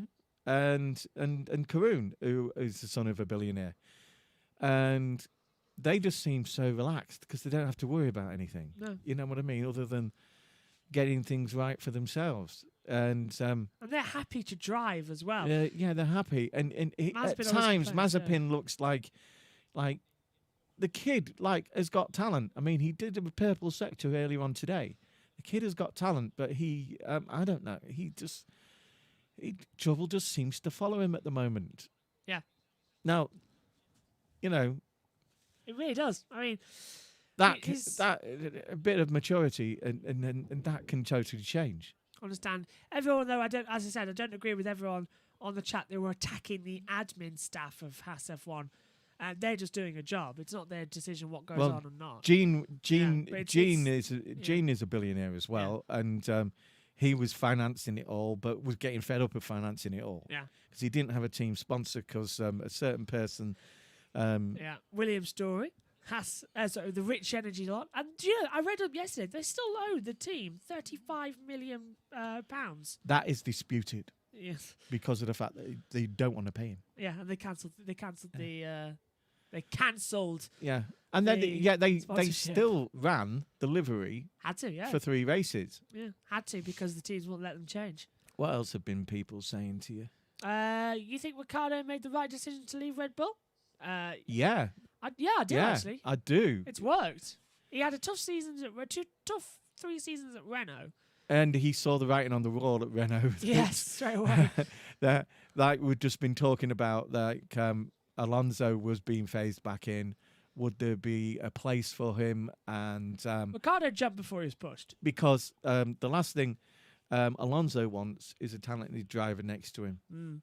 He was Hamilton. Let's just put that there. Let's see his teammates. Let's see about Alonso's teammates in Formula One from the Renault days. He had Trulli, Fischer-Keller, Lewis's time Villeneuve with Alonso. Some of the racist things that he talks about, it's not from Alonso. It's the Spanish fans were quite racist to him that season. Yeah, they really were. And like when it's with all racist fans of any sport, right? It's just a minority. But it was. I remember those 3 fans. Things don't usually affect Lewis, right? He's got a compartment mind, and he can usually put it in a compartment and just forget about it, and let it water off a duck's back and things like that. But that season, it for some reason, it really riled him, which is not like Lewis, but it is understandable. Completely, yeah. It was his first people year. having a go at Lewis last year for Black Lives Matter, right? Whatever you think of the Black Lives Matter organisation, right? What are they asking for? They're asking for equality, whether you're whatever skin colour you are, right? Yeah. And that should be a basic human right. And I've always believed that you treat people as you find them, not just make as an assumption because of their religion or their colour of their skin. You treat people. There are good and bad people everywhere, but you don't make a decision, in my view, on them just because they're a different religion to you, or they're just a different coloured skin to you, right? And it works both ways. I mean, I had friends that were half caste, and they got it from both angles. Yeah, it's ridiculous because these nice people were being got at from all sorts of ways. Anyway. That was a party political broadcast on behalf of no one. I was going to say, it's only it's 8:19 UK time on a Saturday. We've already done it this morning, but that was but a lot of politics in Formula One in the past couple of months. Politics. I was ranting on about this yesterday. As much as possible, right? You should keep politics out of Formula One. And we know we go to circuits where they have human rights issues, right? And that's for your government to sort out, and for you to agree with your government sorting it out. It's not for Formula One to do it. But Formula One is a money-based thing, and that is one of the things that is a problem with it. Money washing, especially. I think the reason this year's calendar is 23 races is money. Yeah. And they lost, what was it? They lost a lot. A lot of money last year. Everyone who's a fan knows that there are 2 sets of equipment, right? They have got to have a 3rd set of equipment now. Yeah, 3 now. And yet we're asking for a cap on the money. And engines, still 3 engines. Yeah. Spice Boy said, Christian said, Horner. Christian said that was ridiculous, and he brought it up at the meeting and was just, we can't do it unless we can't have 23 races. Yeah, I know. 23 races seem a bit much, personally. I was very happy last year with the 17 we had because it was, ideally, I would say 18 races is the maximum we could have in Formula One because that works. I mean, last year, look at that. We had a great year last year, despite the COVID pandemic, but we had some classic races and some classic racetracks, which delivered. Yeah. Bar Nürburgring, which didn't really deliver. I did not. There was a couple of MotoGP racetracks that the drivers really loved last year racing on. Yeah. And Portugal especially, yeah. Last race of the year. Sam Lowe's. I was going to say Sam Burch. Sam Lowe's really enjoyed that. He had a broken arm. You can't forget He enjoyed it. The twins are from. Lincoln. Well, they're actually from between Lincoln and here. Oh, And right. so they're from about 35 miles away from where we're sat right now. Right. And you forget their names. Yes.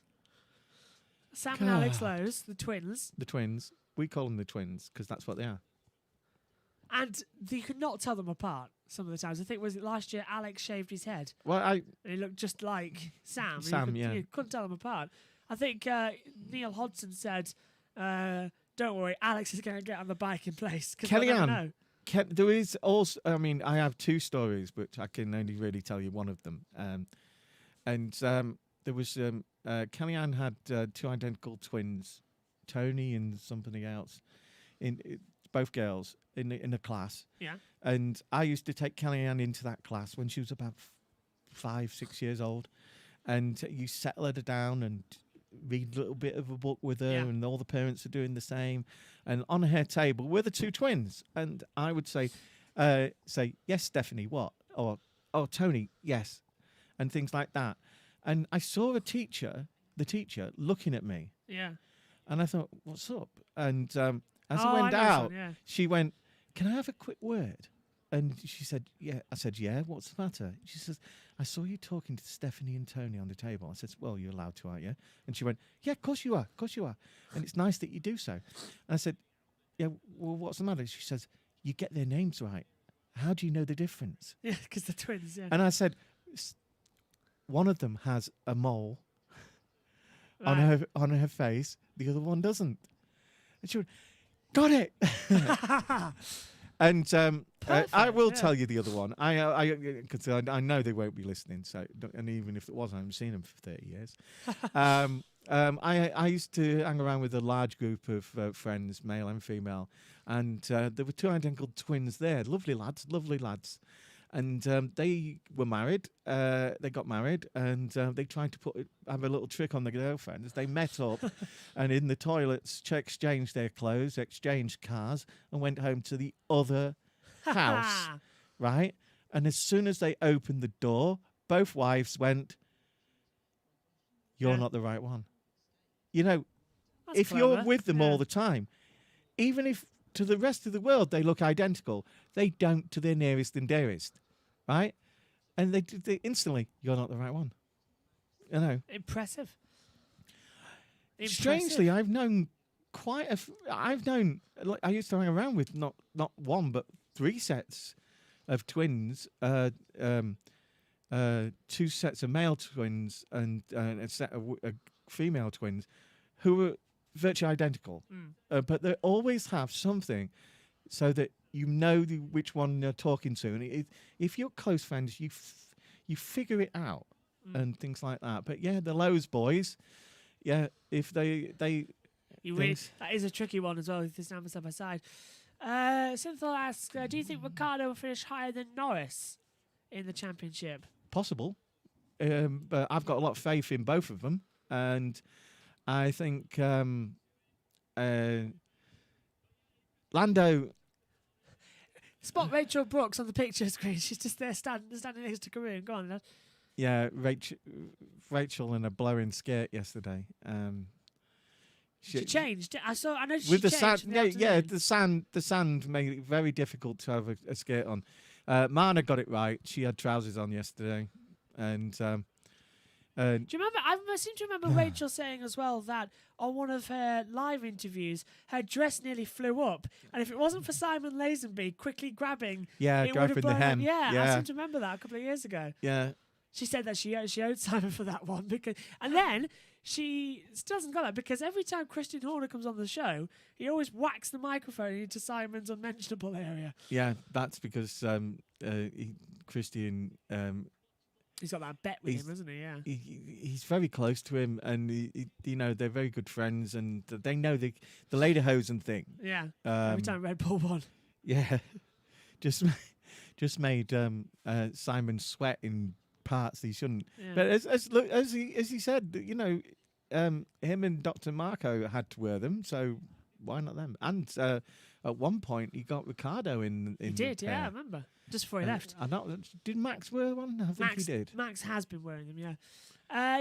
Do you think Norris will win this year? Asks Get Good. I think Norris and Ricardo have a good chance. I think if you get a race like you did 2 or 3 of them last year, where there was a shake-up of the top 4. Yeah.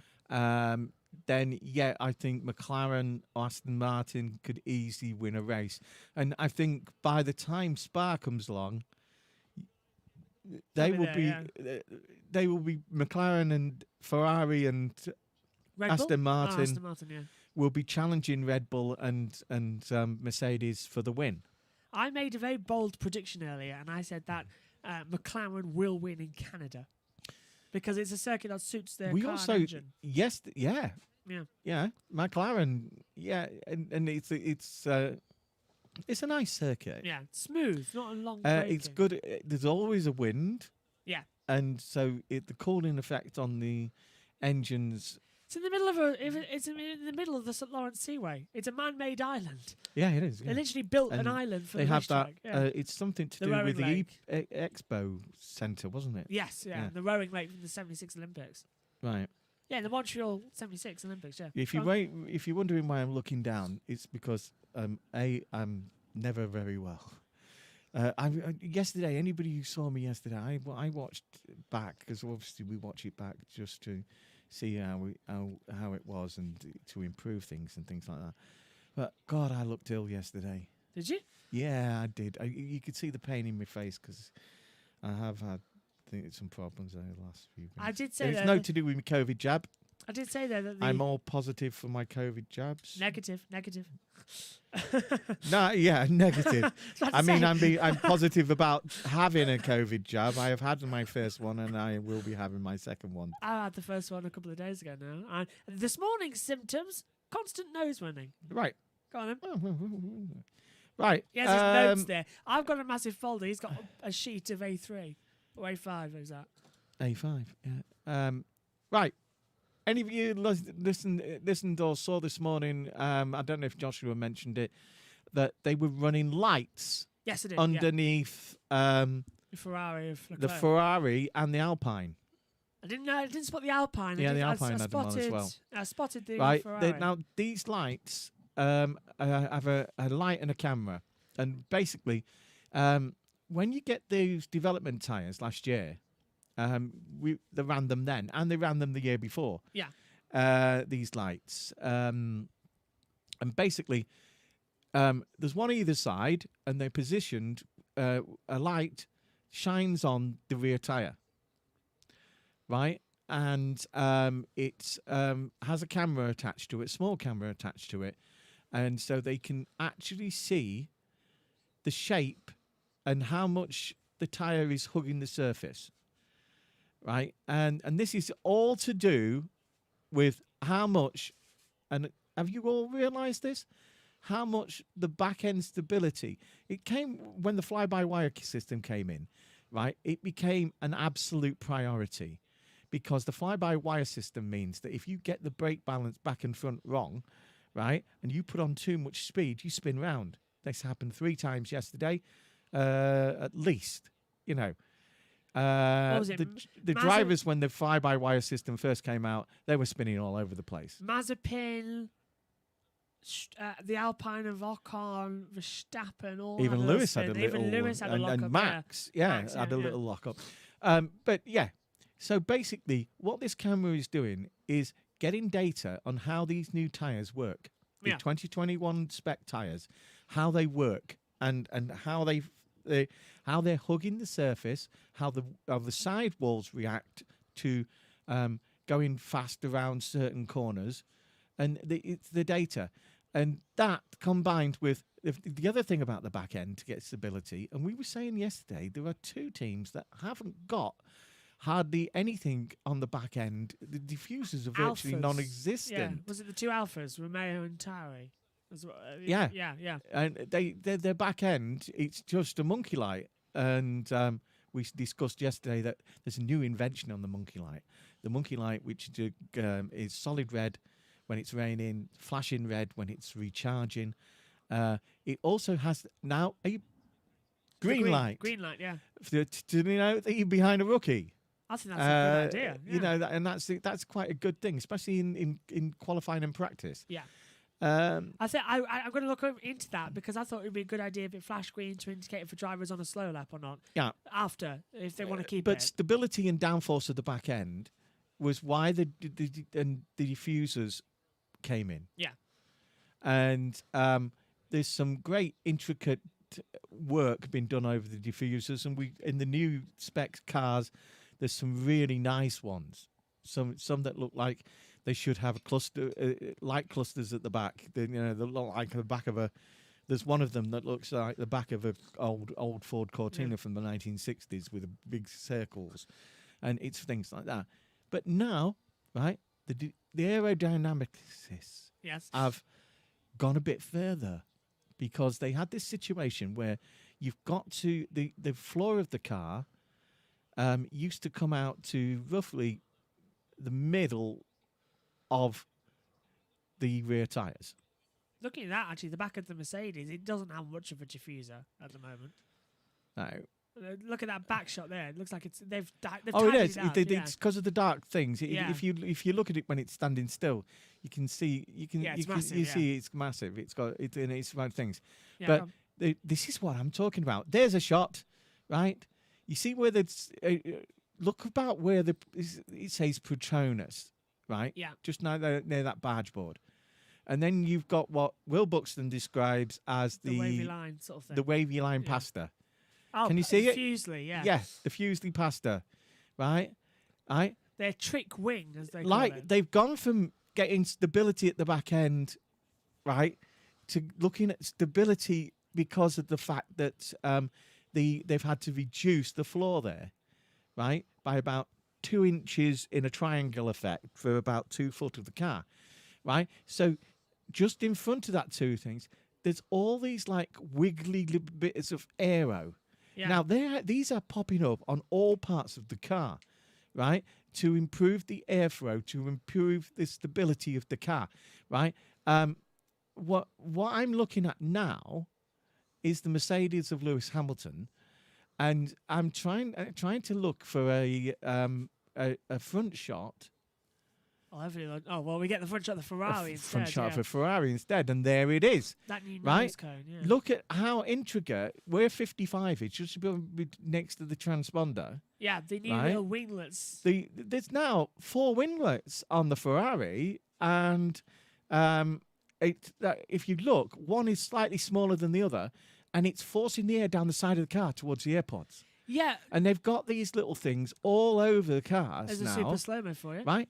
Even the wing mirrors. Yeah, the wing mirrors got 2 little things on it. Yeah. And the wings, the little side pod wings, the things, they've everywhere you look now. They've even highlighted it for you. They're listening to you. Yeah, they are.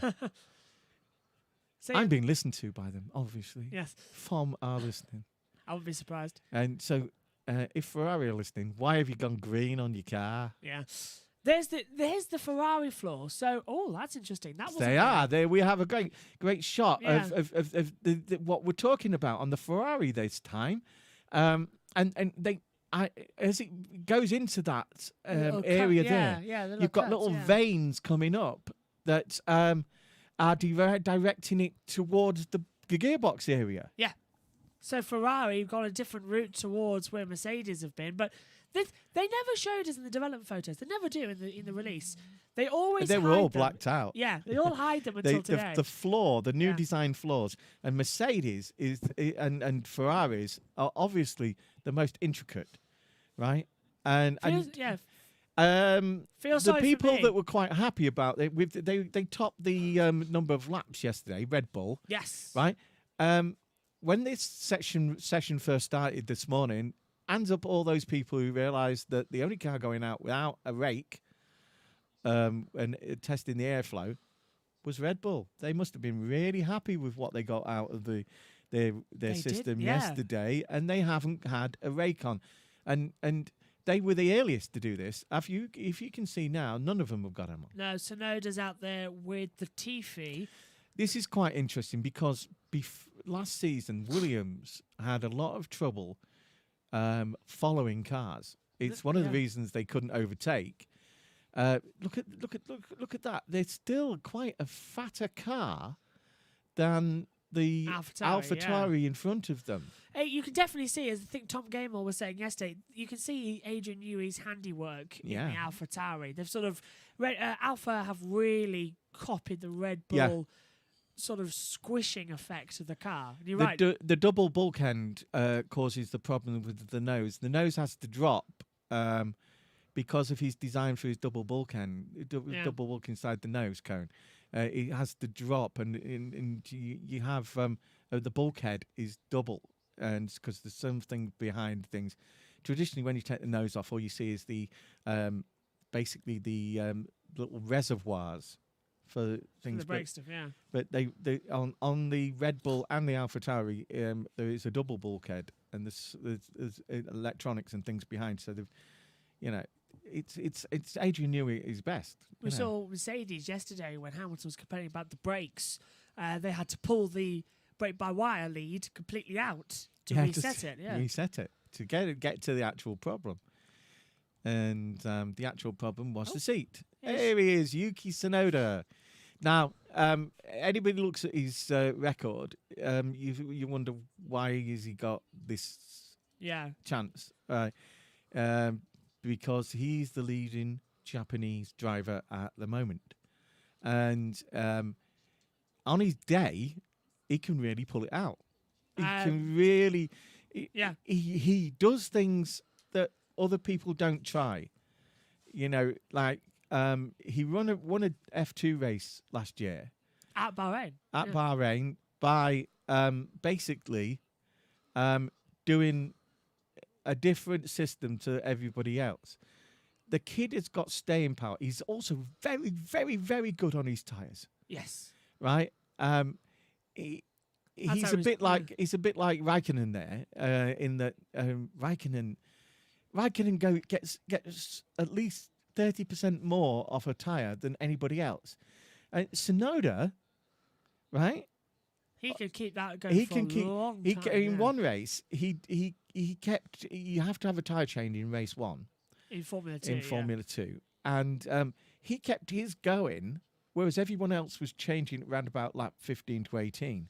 Right? He changed his for the first time. Round about lap 26. Yeah, just before the end of the race, wasn't it? We were all thinking, when's he coming in? Why? And on the poorer tyre, the others got the poorer tyre out the way as quick as possible. He was able to nurse it because it was about speed, not the endurance of the tyre. Then it was about the speed. Yeah, he was able to use the poorer tyre when he was actually way out in front. Yeah, it was an amazing run from Tsunoda. And great race. Yeah, and Honda think a lot about him, and it was a choice between two of them in F2, and the Sheffield lad being the other one, the one who drives. Ilott? No, the Japanese lad. Guan Yu Zhou. Zhou, yeah, and I am a fan of Zhou. He lives in the Sheffield area, and he goes down to Norfolk, which is quite a drive because he's basically M1 and then Peterborough and then things. So it's quite a drive. He goes down to Norfolk to where his team is based. Tsunoda just ran wide at turn 4. He had a lock up, and now Hamilton's locked up down towards turn 9 as well. And Lewis yesterday had a lot of problems. As we've already said about the brakes and things like that, and the seat and things like that. But he also had a lot of problems with the stability of the back end of the car. Is it the same thing down And Valtteri had it as well, but Lewis was a lot worse. Yeah, and Lewis, as usual, and to some extent Valtteri, it was highlighted because they were pushing as far as they could in the situation they had with the car. And it showed for the first time limitations to the Mercedes car. But this is where you should find the limitations and sort them out before the start of the season. Yeah, do it testing. This is the whole reason we go testing, is that, you know, these theories could be brilliant on a drawing board. There was a position. There was a thing with Red Bull last year, and with Ferrari, where they designed a new front wing, and it lasted exactly one practice session, because sometimes you get it completely wrong, and it has a negative effect. McLaren was a prime example last year, right? McLaren went back to their old spec front wing because they had a 30% decrease in their performance with the new wing that was supposed to give them a 10% increase. And just got rid of it and changed back and moved back. Sometimes you just have to scrap them and redesign them. A few comments have popped up. Do you think, we already read that from Get Good, is Mazepin going to get a podium? Annoyingly, I think he might. I think he might. As we said, the kid, for all his faults in his personal life. Yeah. Oops, off goes your sound card again. Every time I mention his dad, off goes the sound mic. Off goes me sound mic. Yeah, there you go. Yeah, I think he will. I think Mazepin might just get that podium. Mazepin is capable of a podium, and if there's the scenario where the others are having problems or have dropped out, he could sneak a third place. But that's more to do with the car and his abilities being evenly matched, and not. It's going to take a lot of different scenarios for him to actually do it. But he could get one. Synthol asks, are you looking forward to the Saudi Arabia Grand Prix and Zandvoort? I'm certainly looking forward to Zandvoort. I'm a bit nervous about Saudi Arabia. Well, it's another sandy track. Yeah. Right? It's a street circuit under the lights as well, so very, very green circuit. And I've got no idea what the layout looks like. Do you remember I showed you a picture a couple of months ago, and it had 27 turns, the proposed layout? Why have they changed it? Yeah, let's see if I can get it up here. It was a leaked image. And we got a good morning, boys. Thank you. That is from Seymour Copan. Hello, Seymour. He was one of our drivers, the Renault driver in the BBB European Series. Teammate to Benny Callach. Joshua is now... Oh, I've heard of Callach and Copan, yeah. That's not Saudi Arabia. That's Formula E's track.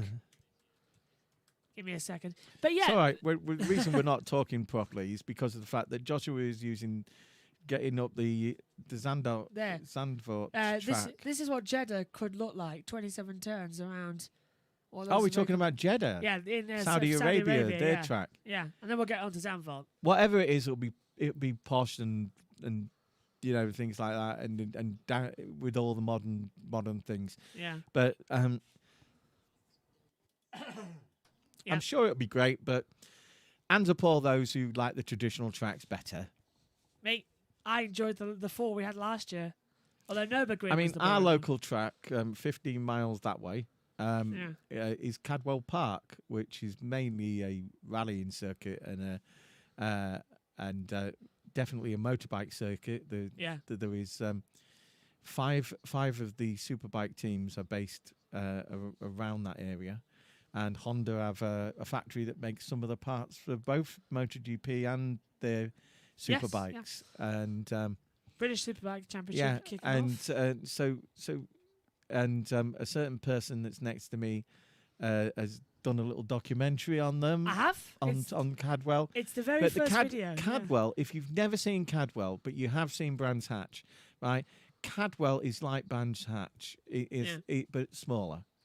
It's one of the most favourite tracks for the British Superbikes because of the fact that It is hilly. There's lots of turns like you just saw on that Saudi Arabia thing that you showed me, Josh. Yeah. You go up and down, and it's a real test, right? And the mountain section. To be honest, all these new tracks should be a real test of these Formula One drivers. Yeah.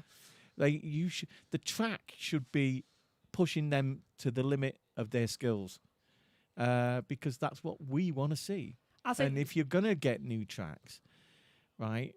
There's one that we noticed that was used last year, and the first circuit, the first week it was used twice, wasn't it? It was on one of the Arab circuits. Was it this one in Bahrain with the outer loop and the inner loop? Yeah, it was Bahrain. And if you look at it, right, it's identical to Abu Dhabi's. Yes, When you add the outer loop. Yeah. And so it can work. Yeah, Abu Dhabi, which doesn't really works with Bahrain. All the tracks that are used for more than one series have different parts of the circuit. Yeah. And some of them can make the track brilliant, and others can make it boring. I think Abu Dhabi could do with the reuse. Yeah, one of my favourite IndyCar tracks is Miami. It's because it really tests the drivers. They go down that big long straight. And then into that roundabout thing, and they've taken their concentration off, and that roundabout really tests the drivers because it can absolutely ruin your lap. Just seeing something as well coming through as well from Synthol, who's helpfully updated us actually. Two things, we'll go through it. Synthol says Saudi Arabian Grand Prix should be cancelled. That was what happened during Formula E. Took it as missiles. Yep, everyone's very worried about that. Seymour Copeland says Hamilton will be crowned champion in the Brazilian Grand Prix. Change my mind. I would change your mind. What Brazilian Grand Prix? There's no Brazilian Grand Prix. I think aren't they on the train trying to? This leads perfectly into what I've got here. Formula One announces Sao Paulo's Interlagos circuit will continue hosting the Brazilian Grand Prix until 2025. However, the race will formally be known as the Formula One Gran Premio di Sao Paulo. It's not the Brazilian Grand Prix. Pedantic. Yes, I know. But it's the Sao Paulo Grand Prix. Yeah, as if we're going to know that. I know. Well, the Brazilian Grand Prix... We don't get FIA I know. things Media's like you do. The media's... There is. He's got... do you know what? Yeah. Each season, it starts off as a small book like this. And by the end, it ends up about that thick. Yeah, massive. With Two of them. And... When there's been certain naughty boys in the Formula One and the practice and qualifying sessions, right? Everything is for each driver is sent out, and you end up with about six people. You've got about 12 different sheets, with what they were charged with, what they were things, right? And it all goes through about 50 pages of booklets. Yeah. It costs me a fortune in printing ink. He does. I know. I kill but a lot of trees. It gets all these sent to him because of its media. I kill a lot of trees per year. Seymour Copeland says, is that another track or just another name? Just another name. Just another name. It's still Interlagos. What he's heard about that is possibly the fact that the Brazilian government, who are in turmoil at the moment because their president decided COVID didn't exist, and now after it killed and he caught it, killed large numbers of the population, decided things, right? So and their money situation has gone down, so it's a bit up in the air. But they want to... Interlagos started off in the middle of nowhere. But slowly, the area closed in on it, and the area around it is quite shantytownish. It's not a very good neighbourhood.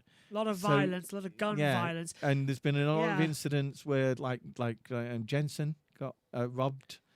Some of the Williams team got robbed. Will some Buxton. of the Ferrari team got robbed. Will Buxton, and it's very hard to police and things like that. And a lot of people, and Interlagos is such a unique. It's like Silverstone and Monaco. It's you've got to have it on the thing, but they want to put it in somewhere else. That is the plan. But whether it ever comes to fruition now that they've had their economy decimated is another thing. But yeah, Interlagos, because it's a brilliant track. Yeah.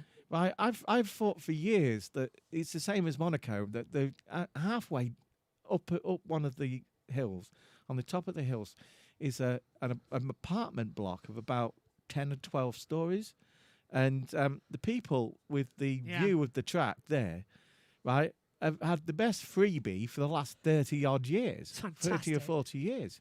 In fact, when I was a kid, I remember that apartment block appearing. So, you know, it's probably been there 50 years with people having this free view. And all you have to put up with is the noise. Which I don't think if you're a fan, you love. Okay, just going through. Seymour Copan says, Interlagos is the track where drivers get legends. Completely agree. But Synthal has also said, and he put the update on, Sebastian's car is currently in the garage due to an issue related to the gearbox. We've had limited running so far, but we're working to get him back out soon. That was from the Aston Martin just posted. Thanks for that. So Seb, who's only completed 3 laps today, no, total of 9 laps, sorry, in total, has now got a gearbox problem. And that's probably going to keep him out for the rest of the session. So he's lost 2 hours. And who supplies the gearbox? Mercedes. And who had a problem with the gearbox yesterday? I think it was Mercedes. Yeah. Watch out, Williams. No, Yes. Williams is still using their own gearbox, aren't they? McLaren as well. Yeah, McLaren too. Okay, that's good then. Oh yeah, Williams have got their own gearbox. They're getting Mercedes gearboxes next year. Yeah. Ricardo on the. I've just noticed as well. Helps cut the cost, you see. I'm being pedantic here, but McLaren have got their headset on there, and they did update their headsets because usually it's the old. You remember the ones you saw? And they're working on it, so as we said earlier, they're allowed to put the screens up. Yeah, that was Sebastian's garage there, just with the screens on. But Ted has got this little camera-like telescope, and it's really you could actually from the grandstand with that zoom in and actually check. Get a nice view of the track and everything. Check everything really closely going on in that garage, and he can see over that from where he is in the grandstand. He can actually see over that. So what they're hiding from, I don't know, because people just text Ted and go, "What's going on?" Yeah, I mean personally, when I was actually I can agree with that because when I was in Barcelona. During the session, you weren't allowed in the pit lane. You were only allowed in during the lunch break and after it was all done. You can go in the pit lane. But when I was in the grandstand where Ted is, you can see completely over the screens. The screens, and you can see everything they're doing. Yeah, and that's why one of the reasons Ted likes to be up there.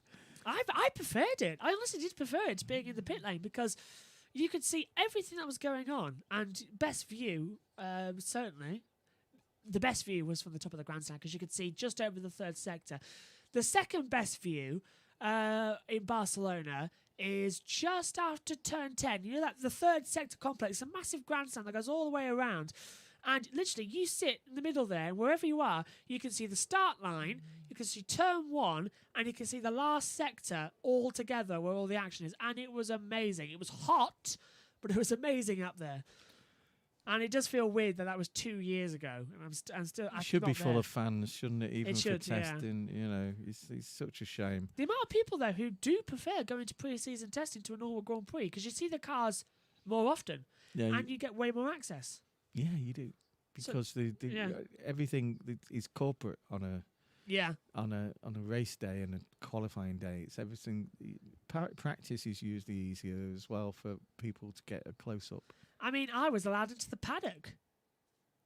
They let me in. And I think it was, 50 quid to get into the paddock. That's not bad at all. He also got locked into the commentary box. I did get locked into the commentary box, yeah. I think I said that story before.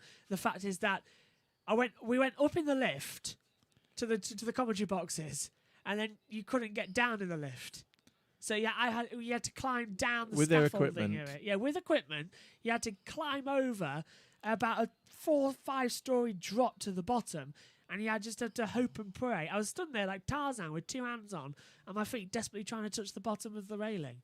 I just had to of the drop. one below. Yeah, I just had to drop eventually. Yeah, you were lucky you didn't hurt yourself that day. Well, we just got locked at the top of the commentary box. I found that annoying. Yeah, and we on the track now. We've got the Red Bull. Although, I'll tell you what was up there, a nice water cooler. Perez Yeah. what people are saying about other people's chances. Perez could be a championship contender this year. He's finally got his chance in a car that is a championship contender. I was saying this a lot at the start of the show, yeah. And Perez, he will quietly get on with it. He's one of those guys that is very, very nice guy, and nothing usually bothers him that much. But if you try and rough him up on the track, you come off worse. Ocon springs to mind. Yeah, hey, Ocon. As we were saying yesterday, right? If there's anybody that isn't liked in this paddock by their team because of the way they act, is Ocon. Yeah. He rubs people up the wrong way all the time. Media, his team. Verstappen. That accident, that still haunts me as well. Ocon taking out Verstappen at actually Sao Paulo. And when he 2 years ago, he every time his teammate wanted to overtake him, and he thought that would not look good for him, he would close him down towards a wall or things like that. He got a few points, but really he should have got his a suspension, because he really was a bad driver. And I know people like Nelson Piquet were worse with their antics, and certain people feel that's the way they... twitch there from nice Sainz. Twitch that was recovered there. Mid-corner. There's the rallying skills. Carlos Sainz twitch. Oh, he spun off the track. Yeah, there he goes. That's another set of tyres gone. But yet again, he knows exactly, like Raikkonen. Right? Raikkonen's the same. That front left's got a bit of a... Flat spot on it, flat spot. And he was recovered a bit of a vibration. But he's pushing it to the limit. And there is what we were talking about earlier. The back end of the engine cover towards the diffuser, and then the old style. You could put a set of this is coming out of turn 4. 1960s Cortina lights in the back of that. It worked fine. Yeah. So he had a twitch on the rear coming out of turn 4, recovered that one, and coming down the hill. Sainz, does he touch? Look, he touches the inside front. Right on the curb, he just gets it off the curb. You see, look, just touches the little bump, and it's just enough to unsettle the car at the rear, because the suspension's been one of the right one of the British touring car lads was saying about there was a really expensive sports car in the 60s, and I think it was British or French made, and if you look at the rear light cluster, it is... That's Alonso coming in with Sainz being slower, and they nearly ran into each other. They used the round Cortina cluster on a big expensive sports car, and they clearly bought this in from somebody like Lucas or somebody like that who produced it for Ford, and it really looks out of place, because you've got this really sleek looking sports car, and on the back end is Cortina lights. Really odd. Yeah, I think I've heard Lotus that one, Cortinas were brilliant, by the way. And if you ever get the chance to watch Goodwood, the revival meeting, especially, there's at least 4 or 5. Andrew Jordan. Perez has run wide at turn Andrew 11. Jordan bought this. He found this old Lotus Cortina in white in South Africa, and it was as rusty as hell. And him and his dad do up cars, and buy one of their cars they've done up, because they look like they've just come out the showroom in the end. And they're 60s as well, 50s, 60s, 70s. There used to be a documentary on Andrew and his dad doing this particular Cortina, and it races at Goodwood. It's the red one, Goodwood, and it's absolutely magnificent. I've seen it. It's really good. Yeah, it's won quite a few of the St Mary's Trophy races, and it's really good. I think Snedden drove Who's back? the white one as well. Yeah, our chat's with just the come green back, stripe, which Yes, was the yeah. traditional look of the Cortina, Lotus yeah. Cortina. Our chat's just come back online, thankfully. I can see you've been reading comments. Here comes Perez, just ran wide at turn 11. So Synthol says, What a spin! Could have been a lot worse. Yeah, He's quite lucky, but it's the skill. Yeah. He lives in England and just on the verge of moving to Italy. To Sainz he is, but he's home at his mum and dad's.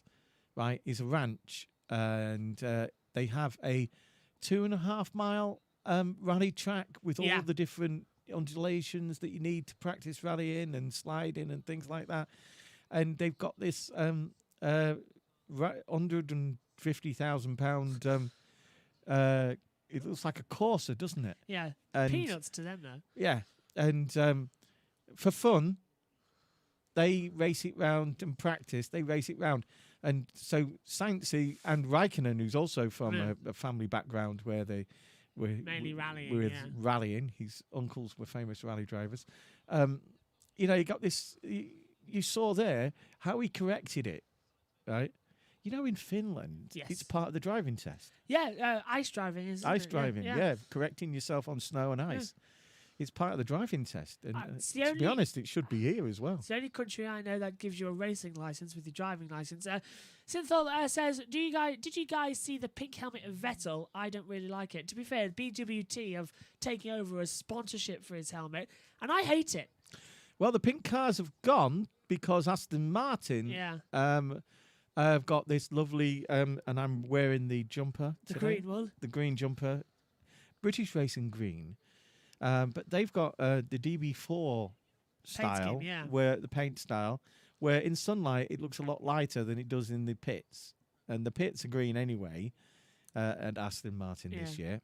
That looks more British Racing Green. So it's reflected onto it and makes it look even darker and looks like the traditional British Racing Green that you see on a Bentley or something like that from it looked good last shows like the Avengers. Yeah, it looked good last night when the lights were on. Yeah, it did. Yeah. But yes, so yeah, BWT have taken sponsorship there, so fortunately it's taken over that, but I don't really like it. In firstness, I think BWT should be a silent sponsorship partnership. What's the time now? Time now is 9:02 in the UK. Right. You leaving? I'm gonna, because it's my son's birthday and he wants me to give him breakfast. Well, have breakfast with him. Right. So off you go. I'll be back. I'll be back, or Megan will be back. Right. See you later. Off you go then. Megan will be back with us soon. Ian Burch will leave the commentary box. Careful on the way out. So we've got an hour and 57 minutes left of the session. David Croft, Martin Brundle, and Corinne Chandler has taken over on the Sky F1 feed with F1 TV. And Rachel Brooks actually is in the commentary box with them. So seems a good opportunity to switch around the commentary box. Megan will be joining me at some point this afternoon for the session. 9:02. Megan's due in at 9:30, although she might come in a bit earlier, depending on how she is. She's not very happy that she woke up at 6 o'clock this morning. Not very happy at all. And she's got a bad leg as well. So standing up in the commentary box yesterday didn't do her that good. A lot of work going on the floor there. Where Carlos Sainz had that spin. So maybe there was damage when he took over, because the front left wheel sort of touched off of the curb and it unsettled the rear. So I wonder if that lost the spin at the back as well. And that's the reason. But they're just cleaning up the Ferrari there for Carlos Sainz, which is perfectly understandable. Take a little seat for myself for a second. So apologies if this looks horrible in camera angles. Carlos Sainz, born on the 1st of September 1994, 26 years old, Madrid, Spain, his residence, in Spain. Daniel Ricciardo, the honey badger of Formula One, second fastest time, a 1:32.598 this morning. You can see on the driver tracker, the top of the board here. Sainz's second spin, I think. Yeah, Sainz had a spin yesterday, if I remember correctly. Was he in the morning session, in the afternoon? Just looking at my notes here. PM, yeah. Sainz spun yesterday in the afternoon session.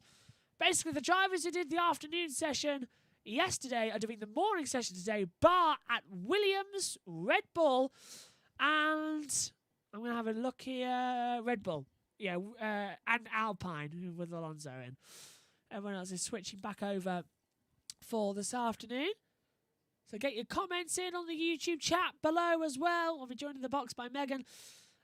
So soon this afternoon we have our top fan Ribosome joining us, who is agreed to come on the commentary box. If any of you want to be in touch and get on air as well, send me a message at Joshua Burch 99 and we can fit you in on Sunday for the broadcast, and that's going to be fun. This afternoon it's going to be Ribosome for the first hour. Hour 2 will be Ian Burch. Hour 3 will be Megan Burch, and hour 4 will be Craig Woolard, who is a freelance motorsport journalist, joining me in the commentary box as well. Looking to be a good afternoon as well to take us through it. And then tomorrow morning, as Latifi, coming out of turn 4, gets the opposite end of the curb that he needs to be and runs off the track, and he's just completely cut the corner, coming through 5, 6 and 7. Didn't even attempt to take the corner, so already that Williams, there is a crosswind at that part of the track. Very interesting to see that. So Latifi with issues, and that car does look fat at the back. I see what Dad was saying about that, Ian Burch. Yeah, so the same as Sainz really. Got caught out at 4, carried him through 5, and then just as he turned in through 5, a big snap of oversteer shot him off the track. Managed to save it. Here's the Williams on board. If you're watching along with us, loses the rear, snaps it to the left, and off the track he goes, and loses, of course, that lap time. So let's go through the times at the moment then for the morning session of day 2 of the pre-season test for Formula 1, as Danny Ricciardo is back out on the track.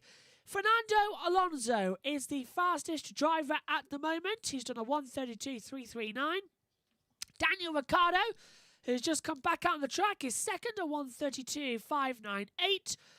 Carlos Sainz is third, back in the pit lane after a spin, and flat spotting the tyres put an end to his run. He's third, a 1:33.072. Nikita Mazepin, fourth, on a 1:33.101. Sergio Perez, fifth, a 1:33.248. Lewis Hamilton is sixth on a 1:33.399. Nicholas Latifi is seventh, a 1:33.498. Yuki Tsunoda is in 8th place, a 1:34.794. Antonio Giovinazzi is 9th, a 1:37.911. And Sebastian Vettel is 10th on a 1:38.849. And Synthil kindly told us as well, before I could access the Twitter account, the fact that Sergio Perez has a gearbox... Sebastian Vettel has a gearbox issue and is remaining in the garage, presumably for the remainder of the morning session. The cars coming out in the afternoon: Norris, Gasly, Leclerc, Stroll, Schumacher and Bottas. Mick Schumacher, that is. And Nicholas Latifi has stopped out on the track. He's flat spotted all 4 of the tyres. I think he's had a little spin down at turn 8. Maybe it's the same as Sainz. He's got a bit of Pirelli hanging off the tyre on the right-hand side. And it's a yellow flag at the moment. We've stayed green, though. Remember, only 3 flags, but that's a puncture in the making for Latifi. He has to be very careful to get that back to the pit lane. I wonder how it happened. Let's hope the cameras were watching at the time.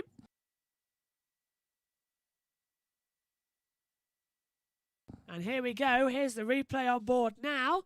Coming out of turn 4. Gets it off that curb again, but coming through 5 and 6, he looks good. Turns into turn 7.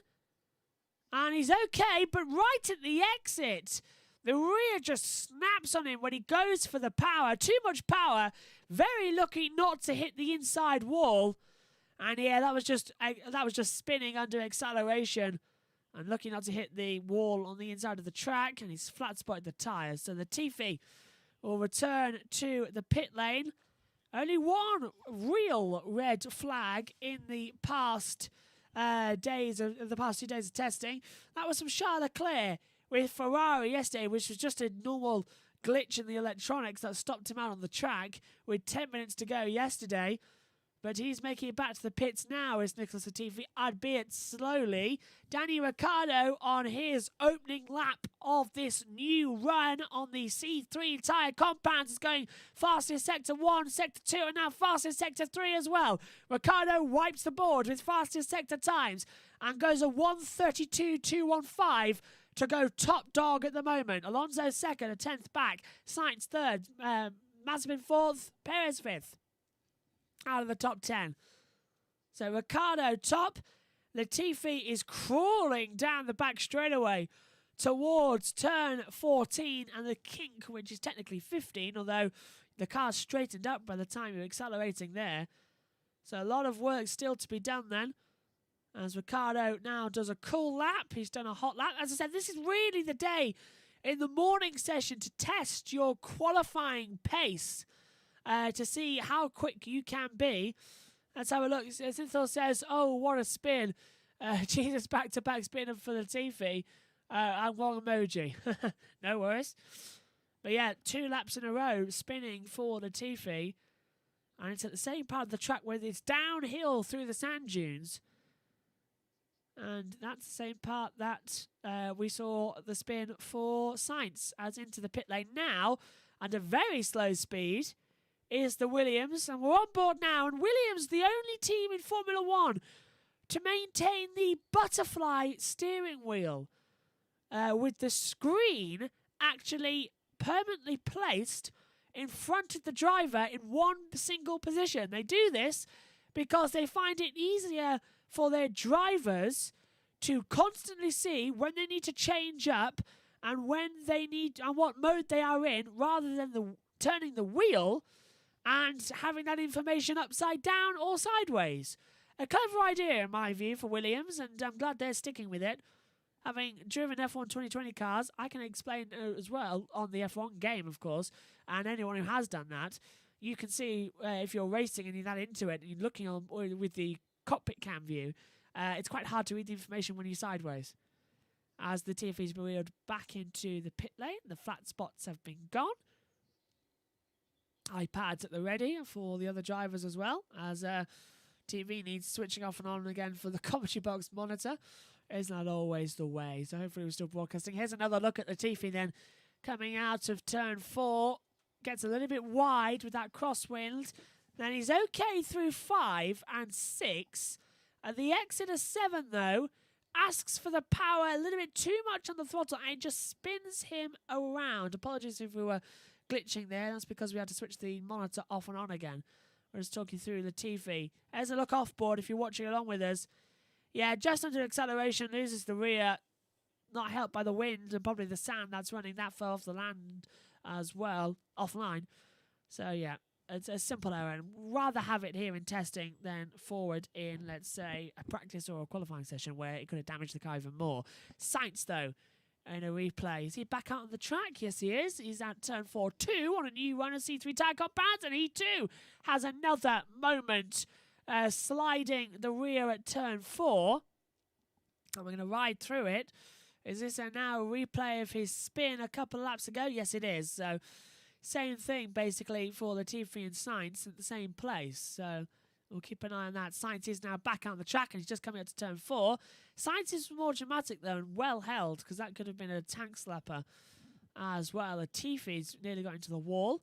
Here's Hamilton out on the track now in the Mercedes. And he's going to be doing another run. I think he's put on the C3 tyre compounds as Hamilton.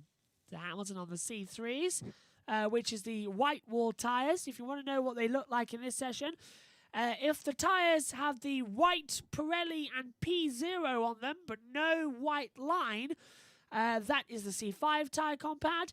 If they have the white line, that is C4.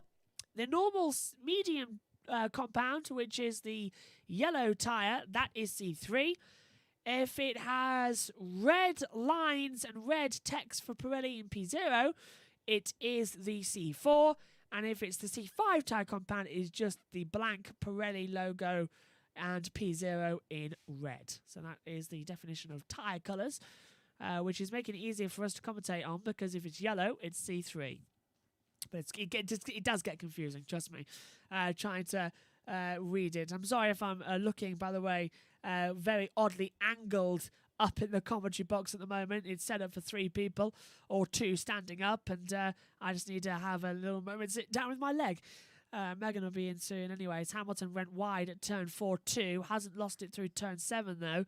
But he has backed off the lap and is slow in that first sector. Hamilton out there on a new set of C3 tyre compounds as well.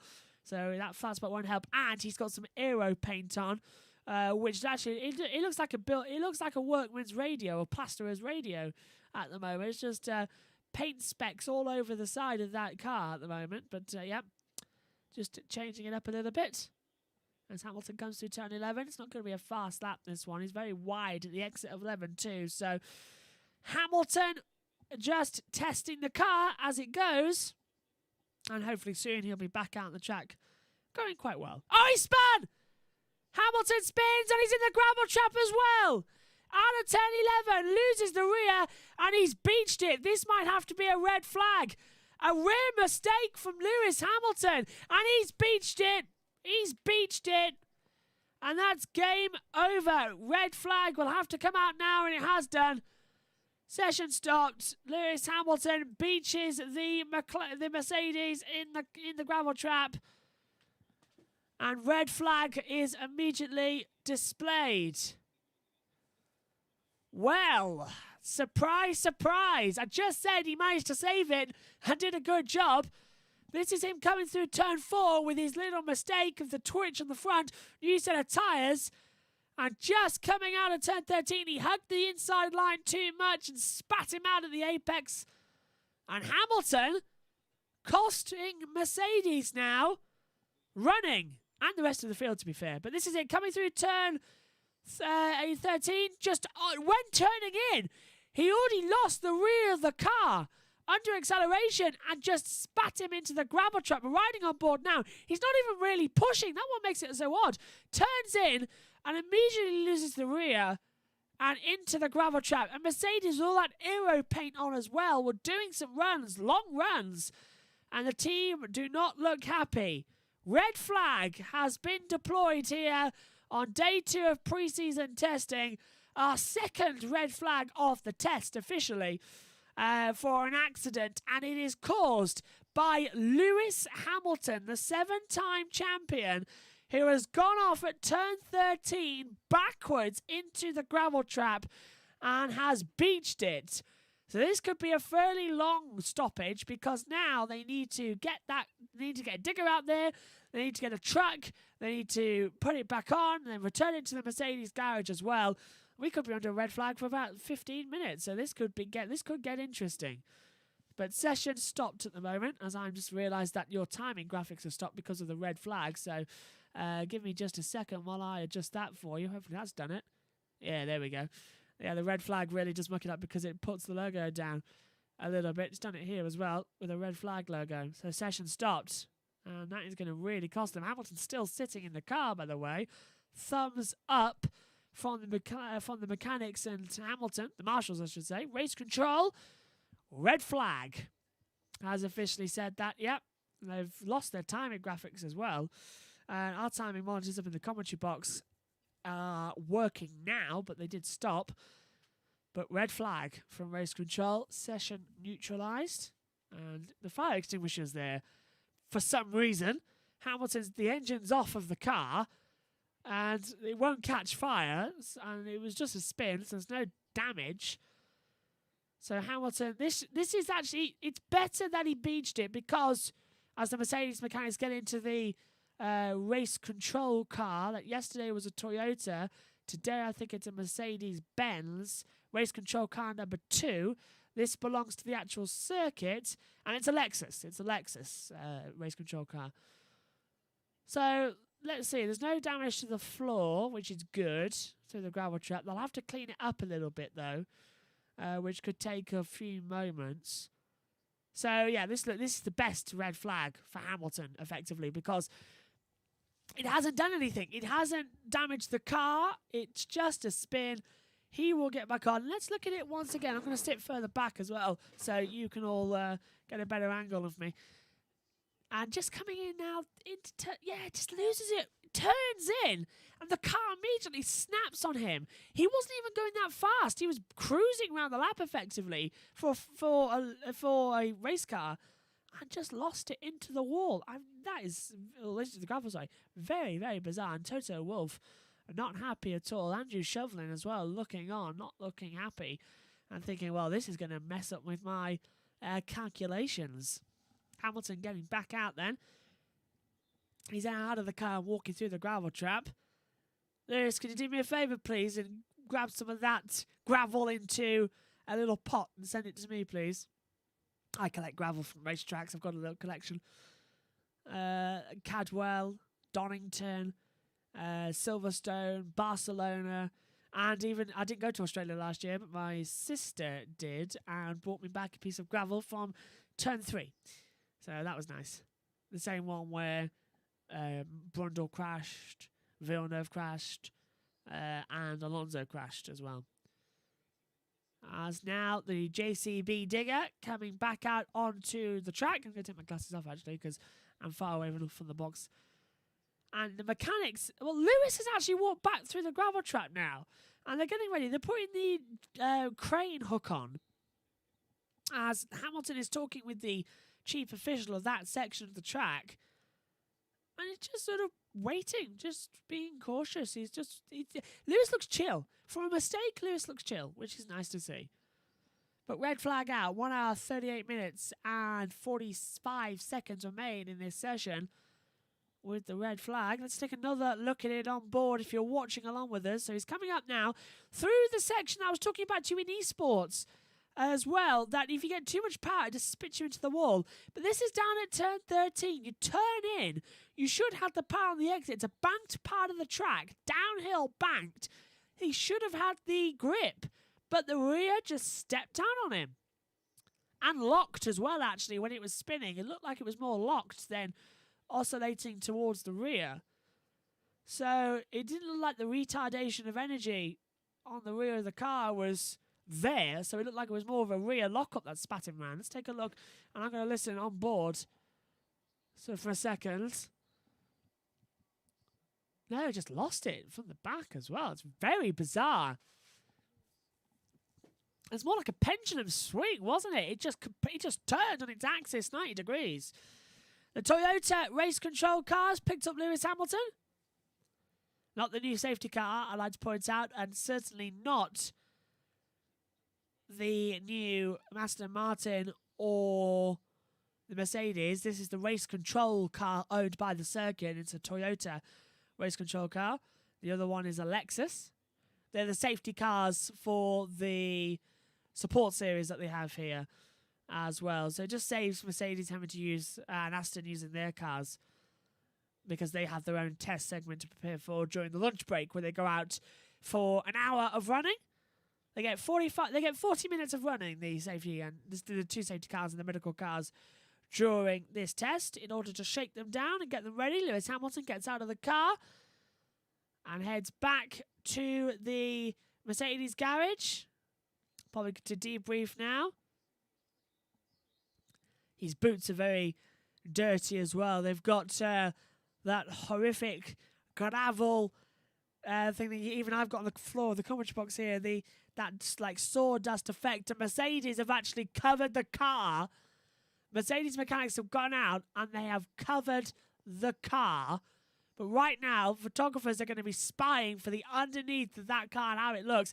They're even trying to hide the underneath of the car with the sheets. They're trying to wrap it completely like it's a birthday or Christmas present at the moment. Rasta Sailor as well with Hummel Mirage says, you look and sound quite happy about that, lol. Listen, I'm happy that finally something's happened on the track and I can get my analysis hat on. And they really are. They're wrapping up like a Christmas present. They've literally put the black sheet round and underneath the car. So Mercedes are really hiding the floor of that car. So there's something on there that they don't want us to see. So like Das last year, it looks like the floor is going to be the big question on Mercedes. And I really, when it gets back to the pit lane, they have to take the covers off because you're not allowed to cover the car in the pit lane. That is the rule. A couple of years ago, it was introduced so as the fans can see the cars better at testing. And there is no fans, but that rule still in place. So it's really going to see what's there. Andrew Shovelin watching on as well. Danny Ricciardo sitting in his McLaren. Looks at home in papaya orange, though, does Danny Rick. And he does look quite good. I'm looking forward to seeing what he can do this year at the moment. So, Synthal says it's chaotic now. Really is. 4 minutes to go until 90 minutes left in the session. And Mercedes have nicely wrapped up their new car. Can I open it? Can I open my present early? Please, please, please. And look at that, the rear, a lovely shot here because the gravel dust has really lightened up the rear diffuser and it's flapping a lot at the rear, so we're getting a lovely shot of the diffuser. And I'll have this photograph for you ready in tomorrow morning's development corner segment like we had yesterday morning, looking at all the cars and what sequence they've got. Lovely little shot of the diffuser. It looks a lot cleaner than it was before as well. Rasta again saying, haha, enjoy it while it lasts. Yep, because presumably when they get back, there'll be smooth sailing for the remainder of the day. In Barcelona, used to get 2 or 3 red flags a day. Bahrain yesterday only had 1 red flag, and that was Leclerc stopping on the track with 10 minutes to go in the morning session. Today, however, 1 red flag already. As Lando Norris is on the pit wall of McLaren talking with one of the engineers. I think it's Will Joseph, his race engineer, talking to him there on the pit wall. Yeah, it is Will Joseph. And Lando with his LN hat on, with the high-vis yellow spray paint dots on. I will stand up soon, don't worry, so I'm not sitting down for the whole of it. Just while the red flag's out, I'll have a little sit down and you lot can go get a cuppa as well and keep us on your mobile devices or TVs, wherever you're watching. Another watch at Hamilton. I'm having a little look. Just swung round. 90 degree immediately. Looking at it from this angle now. It was like he was offline. He was too much in the centre of the track and he wasn't on the racing line. So I wonder if he caught some of the dust as well. The rear tyres looked to have locked. But he was at the wrong part of the track, so maybe he hit the banking segment and just unsettled the rear as well. That is an odd spin from Hamilton. It's an unusual part of the track to have a spin, because it's usually quite an easy corner. In real life, in esports, it's a nightmare. Red flag coming in, I believe. So the session is going to restart soon. I'll readjust the timing graphic for you now on the board, so you all can see what's happening. There we go. Bottas coming back out now on the circuit. Not Bottas, sorry. Ricciardo getting ready to head back out. Green flag coming out, I believe, at 30 minutes past the hour. Man, well, actually, the red flag's been brought in, but the car is still on the track. This is interesting. So we're going on board with all of the accidents down at turn 4. The Williams of Latifi went wide, and then coming through turn 7, accelerating, lost it round. The Williams this year as well sounds more like a yowling cat. So loses the rear under acceleration, just skids off the track. That was a fault of Latifi under the power as well. Sainz, however, was an interesting one because it just skidded. It just skidded through the corner as well. Here is Sainz now through turn 4. He loses the rear tyre, a little bit of oversteer, manages to correct with a brilliant save. Comes through this half of the track now, through the back half, and just gets on the curb. The inside front loses off the retardation of energy, loses it round the back. Just caught the curb, and you saw a little spark as well as the floor hit the AstroTurf and just spun round and flat spotted that tyre. So a lot of interesting spins in the past half hour, ever since Ian Burch left the box, actually. So, well, the session was going to restart at hour, but the Mercedes car is still on the track. So this could take another 5-10 minutes to restart. The red flag has been recalled, though. on the monitor, but we still haven't gone green, if you get me. Synthol says, I'm back. Well, hopefully you had a nice little break. Hope you made a cup of tea, actually, as well. So, waiting for the red flag to be called back, and we can go racing. According to this monitor, Ricciardo, Alonso, Sainz, Perez and Giovinazzi have already completed a lap and have taken the checkered flag. So their graphics are failing on FOM, but it's pre-season testing. Can't really talk about graphics. If you're watching us yesterday morning in the morning show, that had 4.5 thousand viewers. Thank you very much for that. I think it's on the increase at the moment. But if you're watching that, our timing monitor there was provided as well, and it was glitching like crazy as well. It was too small, so I took the lunch break and I found the correct timing screen for testing and shoved it on there. Unfortunately, we can't show any of the times. I have to read those out to you, but we can show the position and the names of the cars out there. So that's hopefully as well you can provide live timing if you're watching along. I know some people actually got in touch with me yesterday and said they were watching on F1 TV with the FX sound effects and our commentary alongside. That means an awful lot that you choose our commentary on the FX feed as well when you've got the choice of the FOM and Sky F1 commentators. It means an awful lot. And thank you, of course, to everybody who's watching this morning. As I said, Dan Wells was due to join us in the commentary box, but he had a bad night, and we wish him a speedy recovery. And hopefully he's in quarantine at the moment in a hotel in isolation for 14 days. So hopefully he's doing well, of course. And in the afternoon, as I said, 4 different commentators. Our top fan Ribosome joins us at 1 o'clock. Going forward as well at 2 o'clock. Sorry, 1 o'clock. What am I on about? At 12 o'clock GMT, Ribosome. At 1 o'clock GMT, it'll be Burch. 2 o'clock GMT, it's Megan Burch. And 3 o'clock GMT, it's Craig Wallard joining me in the commentary box. So a new commentator on the hour this afternoon. Fernando Alonso. Just getting ready out there at the moment. Just getting back in the car. In the Alpine. Don't call them Renault. I found that mistake yesterday. And Alonso getting ready to go in. The car's though a bit too tall with the halo to get in, so you have to have a step ladder to get into the cars these days.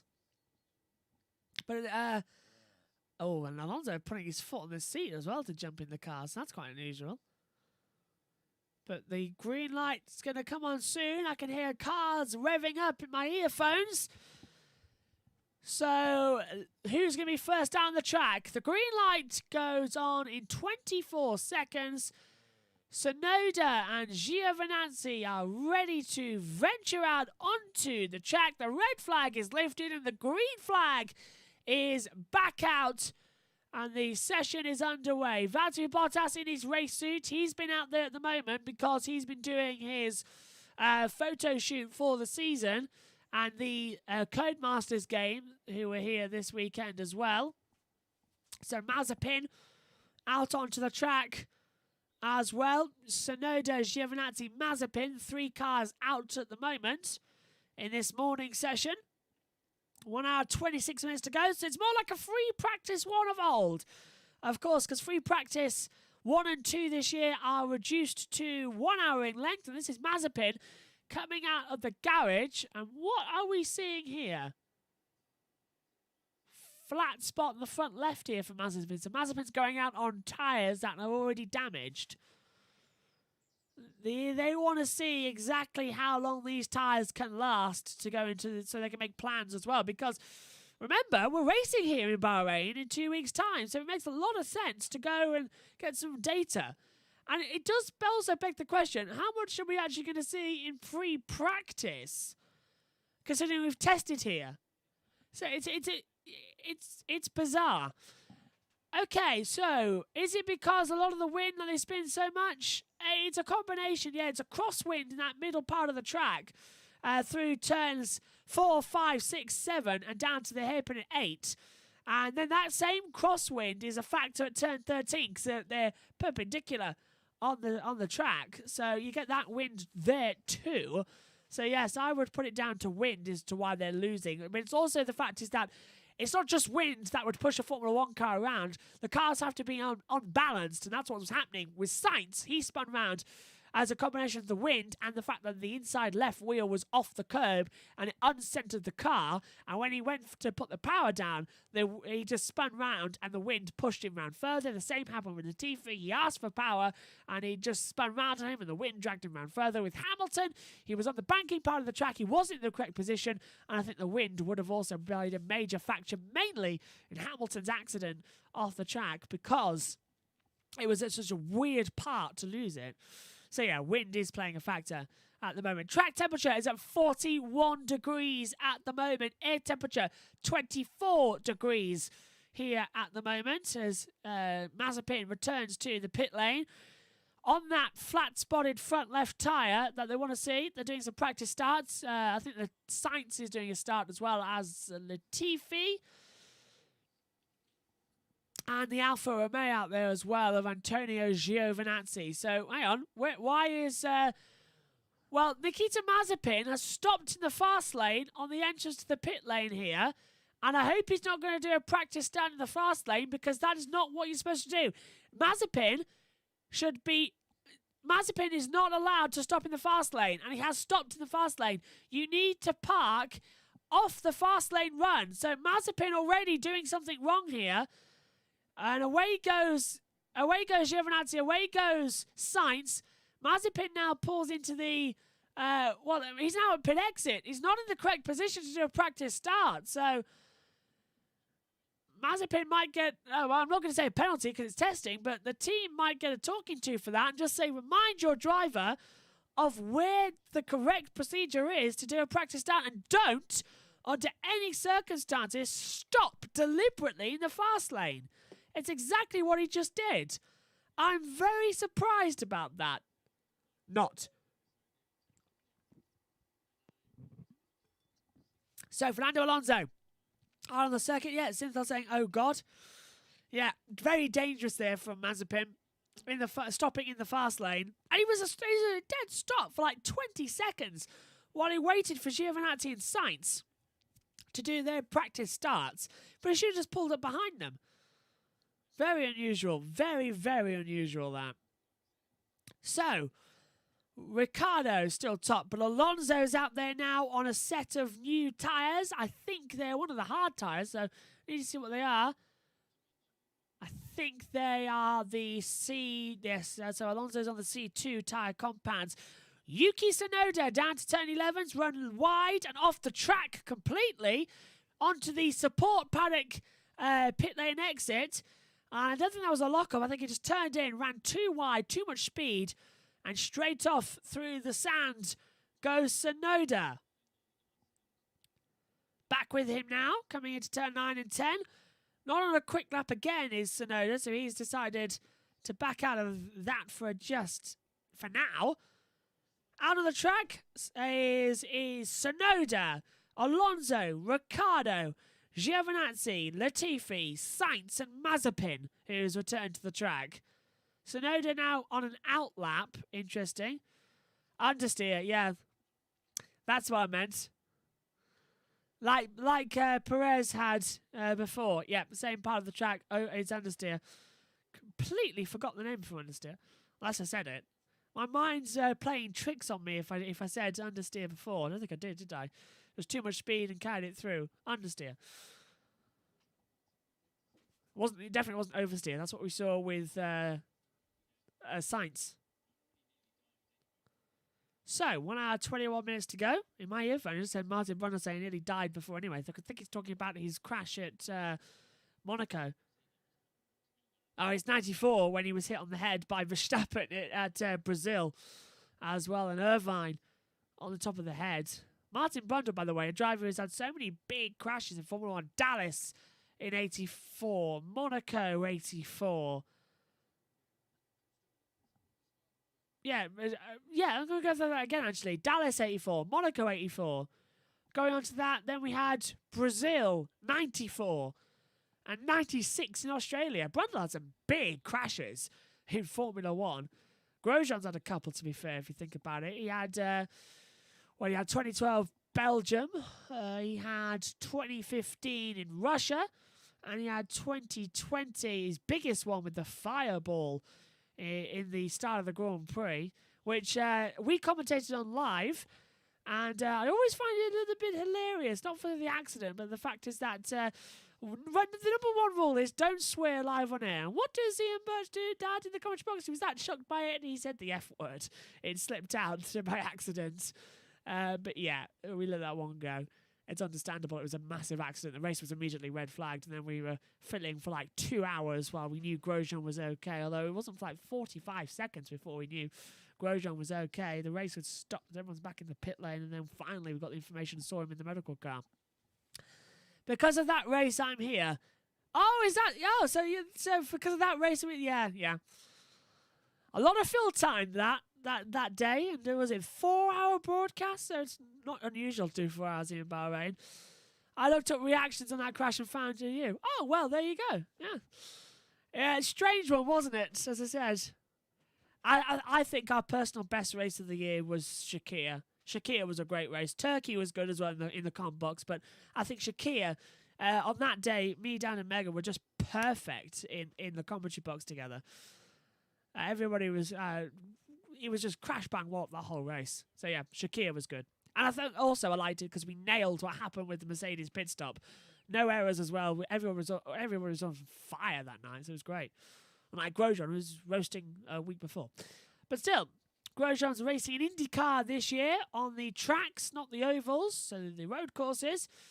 Monza was a great race as well. Yes, me and Dad were commentating on Monza.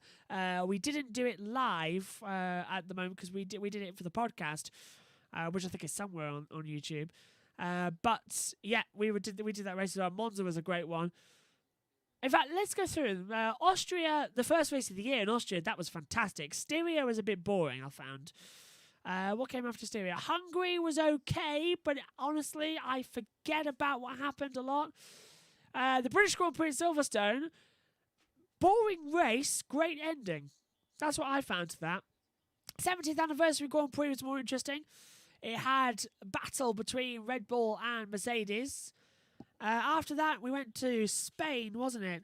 And that race was interesting. It had a lot of overtakes, but it wasn't for that. It wasn't great for overall racing. Belgium was great. I enjoyed Belgium a lot.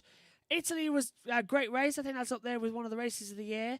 Mugello. How can we not talk about Mugello? That was great. We were in a string of great races, weren't we? I think, yeah, so Mugello, 2 red flags, 3 5 red light starts.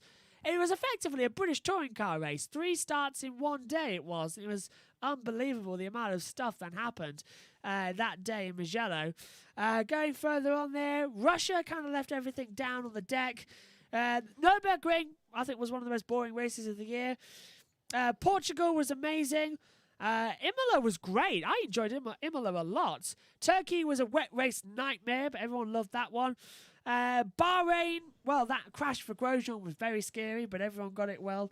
Shakir was a great race, and Abu Dhabi was boring as hell.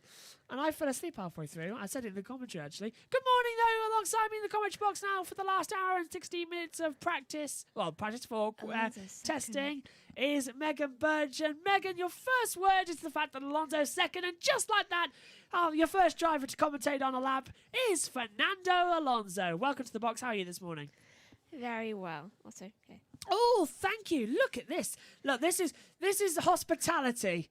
Some nice food brought in. Is this all the stuff from the birthday breakfast that I never got to?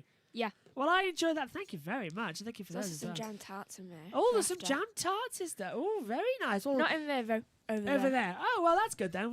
Can have it after. Lovely. This is what the break. This is what I talk about. I said earlier in the box last year that F1 commentary team got brought in some cakes and snacks. And thank you for bringing us some snacks as well. Synthor says, Monza was a great race except for that crash of Leclerc. And Synthor says, oh, I like Nürburgring.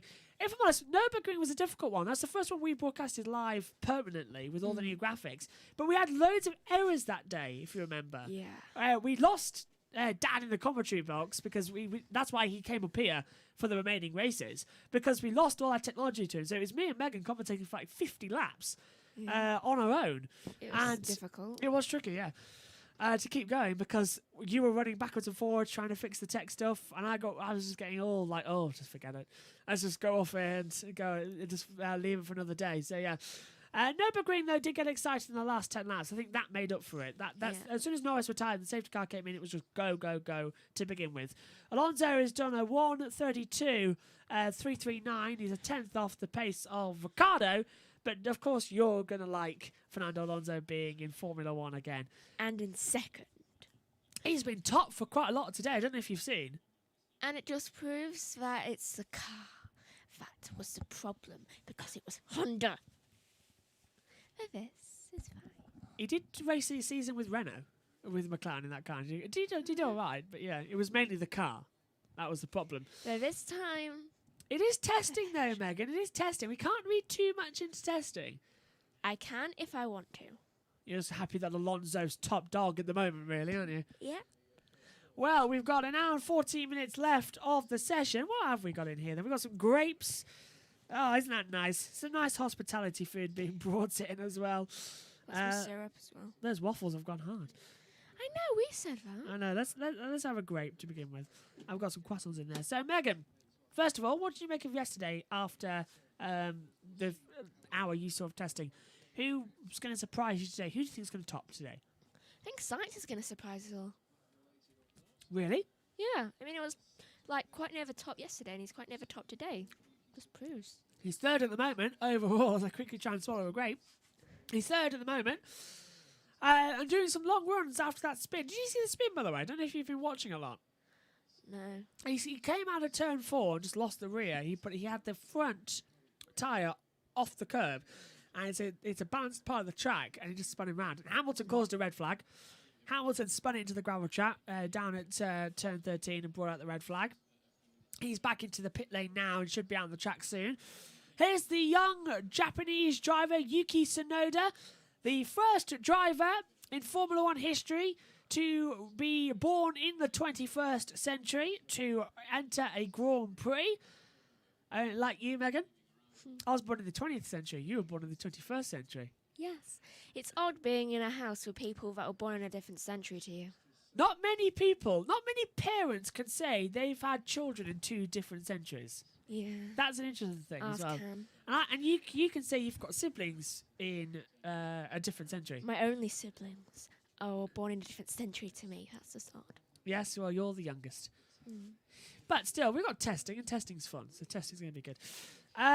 Alonso's out on the track. He's just coming into turn 1. We're watching Tsunoda at the moment. I So like that new graphic.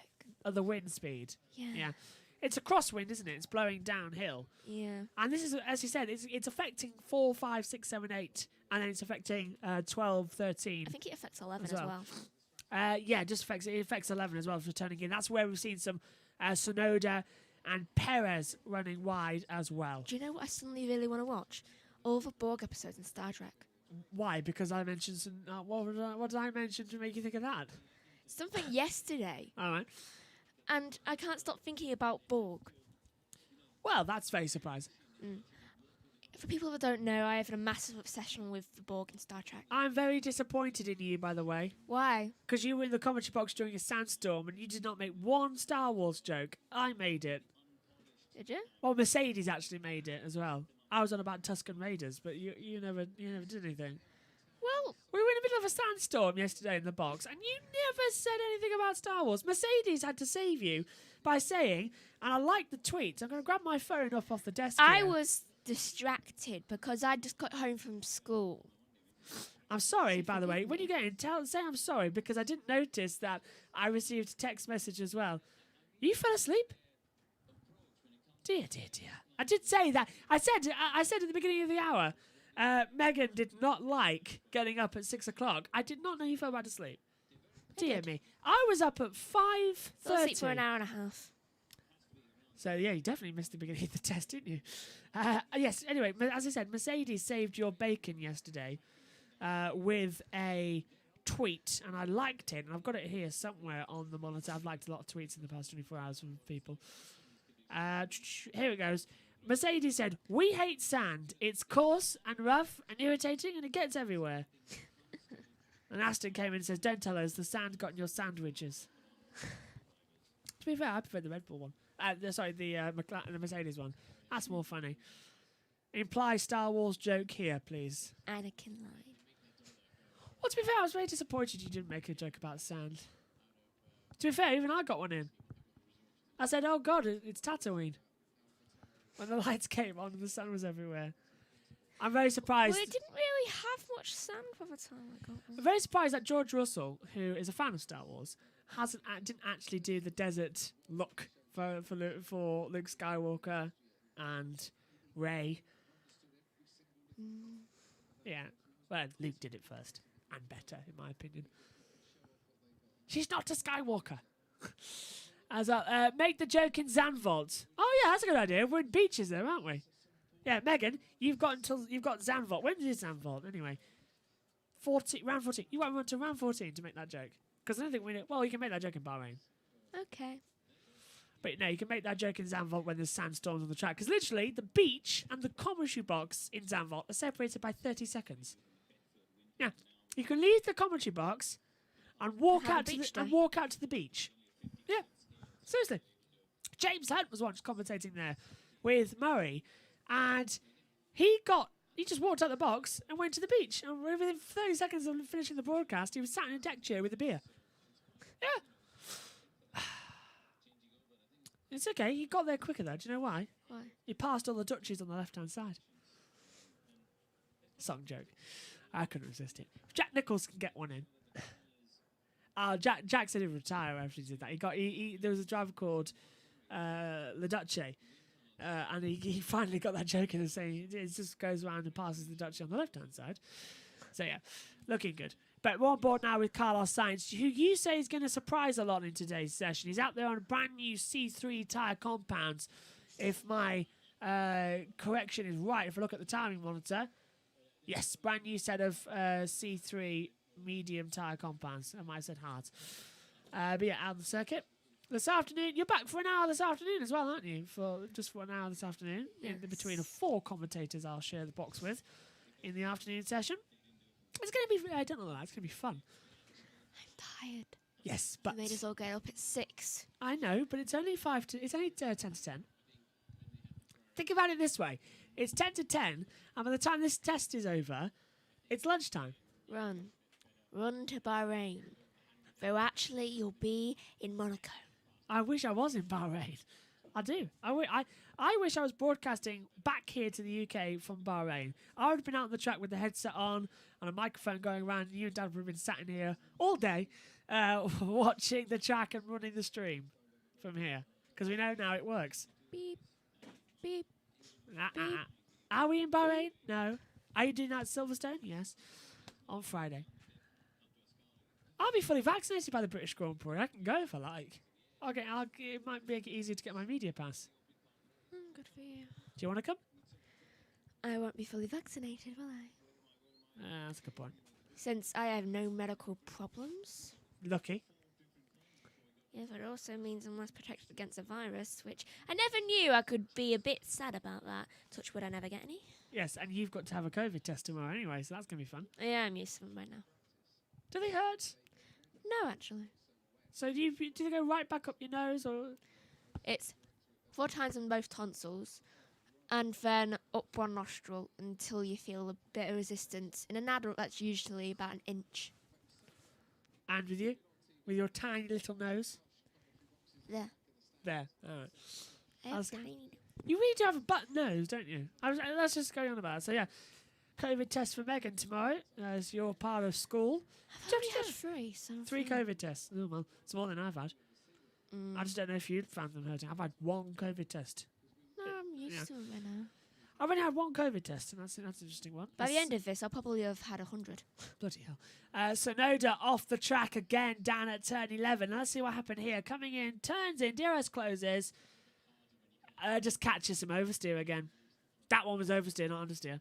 I'm going to count how many times I have it. COVID test. Okay. Yeah. Make the joke in Zandvoort. Zand means sand, so... Oh, so it's Zandvoort. Zand does mean sand, yeah. Okay, well, there you go. Make the joke in Zandvoort about Anakin not liking the track. note that down in pre-season testing and get that ready to go Oh, for the remainder. 1 hour, 5 minutes to go. Cars beginning to wind down their long runs. I'm going to prep to do some short quali runs going forward. Fernando Alonso still out on the... just come back into the pit lane, as has Danny Ricciardo. Out of the track right now, Nikita Mazepin, Yuki Tsunoda, Antonio Giovinazzi and Carlos Sainz, the cars at the moment to keep circulating. I think it's tomorrow, Megan, when you're in the commentary box, because it helps to have someone else in there. I'll be doing the eSport challenge, so you can keep an eye on the pictures and commentate on that. Lando Norris eating... Oh, I could have made a Lando joke. You should have made a Lando joke. What is Lando eating? Lando's got some sort of food. McLaren unboxed it there with their cameras, and it's playing havoc with the phone I camera. don't know, chicken? But what is he eating? What is Lando eating? Lando is now looking out on the track with his headphones on and mask down, and he's chewing something. It Looked like chicken, yeah. Or some form of sandwich bagely stuff that you get. I wonder what that is. I'm very interested now. Someone's going to have to find out. I could have made a Lando joke about Return of the Jedi. Dear. You Megan. know what helmet in that one? Megan, you're really not doing well at this, are you? No, I thought of something now. I mean, it helps when the driver's actually named after the character. Yes, Lando Norris is actually named after Lando Calrissian. Yeah. That's the strange thing. Lando has, of course, seen Star Wars. I know Hazel Southwell never watched Star Wars until a couple of months ago when she binge watched the whole thing, or she never saw the new trilogy. Can't remember. Yes, she does. Good. Can't remember. I'll have to check that with her. If you're listening, Hazel, then please message me and tell me what that was. Because I have an obsession with Star Wars. Really? I didn't know. Anyway, back on the track at the moment. Obsessed with Star Wars, Harry Potter, Star Trek. More cars, by the way, coming out onto the track now. So this, Megan, the beginning of their qualifying runs on the Saturday. So to really get what's going to happen faster, punch. So we've got Ricciardo coming back out on the track. Latifi, Tsunoda, Giovinazzi, Sainz, Hamilton and Mazepin now. So Hamilton's back out on the track. As I said, he's out there on a new set of medium tyre, according to this timing monitor I've got in front of me. New set of mediums going on. Ricciardo on 8-lap-old mediums as well. You're going to have that because I need to sit. You can sit down. I'm fine standing for now anyway. Your leg, Megan, not up to much, is it? Yeah. Ever since you smashed it. I smashed it into the side of one of the business chairs. Not good at all. Cynthia saying Hamilton back out on the track. Yeah, new set of mediums according to this monitor. He only did one lap on the other one, so I don't know if it's the same tyre compound before he came back into the pit lane. Fernando Alonso is strapped back into the Alpine for another run. Currently, his best time on the C2 tyre compound is a 1:32.339. He's a tenth off of Danny Ricciardo, and this is Nikita Mazepin coming out of turn 4. A little wide, but what does he do through 5? Through turn 6? Does he catch him oversteer? What's going to happen here? Mazepin being held up by Hamilton. And He nearly crashed into the champion. the problem is, I think Hamilton was dawdling in the middle of the track. Mazepin was running behind him. I'm not too sure that Hamilton back on the track, as we said, but he's going very slowly at the moment as he comes back through the part of the track. He's probably just warming up the tyres. He calls the red flag. I think he was, yeah. But Hamilton was dawdling in the middle of the track, and Mazepin was on a fast lap. But Mazepin could see Hamilton was there. You could see him from a mile away. Yeah, but Hamilton never took avoiding action, and Mazepin had to go off the track. It's a bit of a 50-50 in my experience there. I would say 50-50. I'm not going to always blame Mazepin for an accident. I've got to remain impartial regardless of what he's done. But in that instance, it looked to me it was more a 50-50 of Hamilton dawdling and Mazepin not moving out of the way soon enough to go through on the inside. Hamilton's on a time, by the way. Megan? Latifi's third. Oh, yeah, good point. Latifi's third in the Williams. So what he's just done that time on a 1:32.541. You can just shout it out, you know. Don't have to whisper it. I'm shocked. Yeah, Williams third at the moment. Behind Alonso. The fact that it's Latifi. Yeah. Talk us through Hamilton coming through this part of the track. He's 5 tenths down at the moment. Well, he's going faster now, which is a good sign. So he's a bit...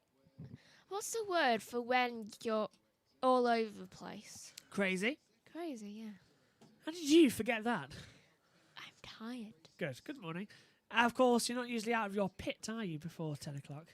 No. Well, welcome to Saturday's cover and Sunday's covering Formula 1. Same time tomorrow, though, for Mother's Day. Yeah. And then same time Monday for school. Oh, you went back to sleep. I didn't, so feel sorry for me. 1 hour to go in the opening morning of pre-season testing, day 2. And this is the only test that the drivers get.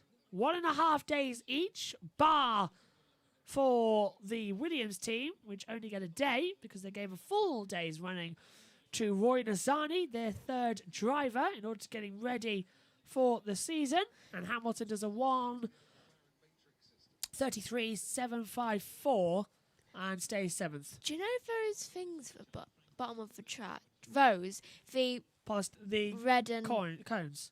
Yeah. Curbs? White things.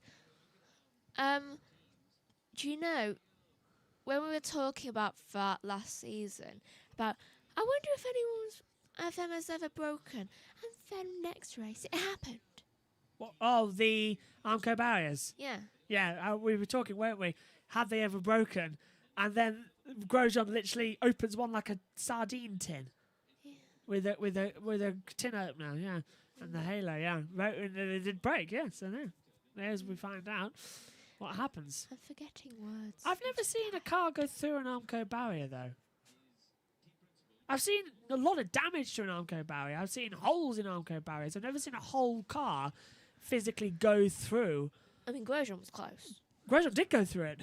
Oh, fully. Yeah, Grosjean's car disintegrated, and the survivor cell was completely on the other side of the barrier. It went through it. The halo opened it up like a jaws of life. Jeez. I know. Synthel says, a lot more chaotic than yesterday. Yeah, this has been more like a practice session, really, the opening 4 hours today. I think it's because the track temperature is a lot cooler as well compared to yesterday. It's a lot more representative of what they'll be racing in throughout the season. So they're spending more time out there. Also, the fact is that Hamilton and Mercedes lost a lot of time yesterday. They lost about 40 minutes this morning as well with that red flag. But they do need to constantly be out there on the track this morning. And in the last hour, they'll all do their qualifying runs and get ready. And in the afternoon, we'll expect some more long runs to more simulate the race for the season. But in terms of total lap times, at the moment, I'm just having a quick look on this monitor here because I can't see what Ricciardo's doing at the moment. So give me a second to look at the total laps. Ricciardo's done 38 laps in total. Alonso 46, Latifi 42, Sainz has done 32, Mazepin 43, Perez 33, 39 laps for Hamilton.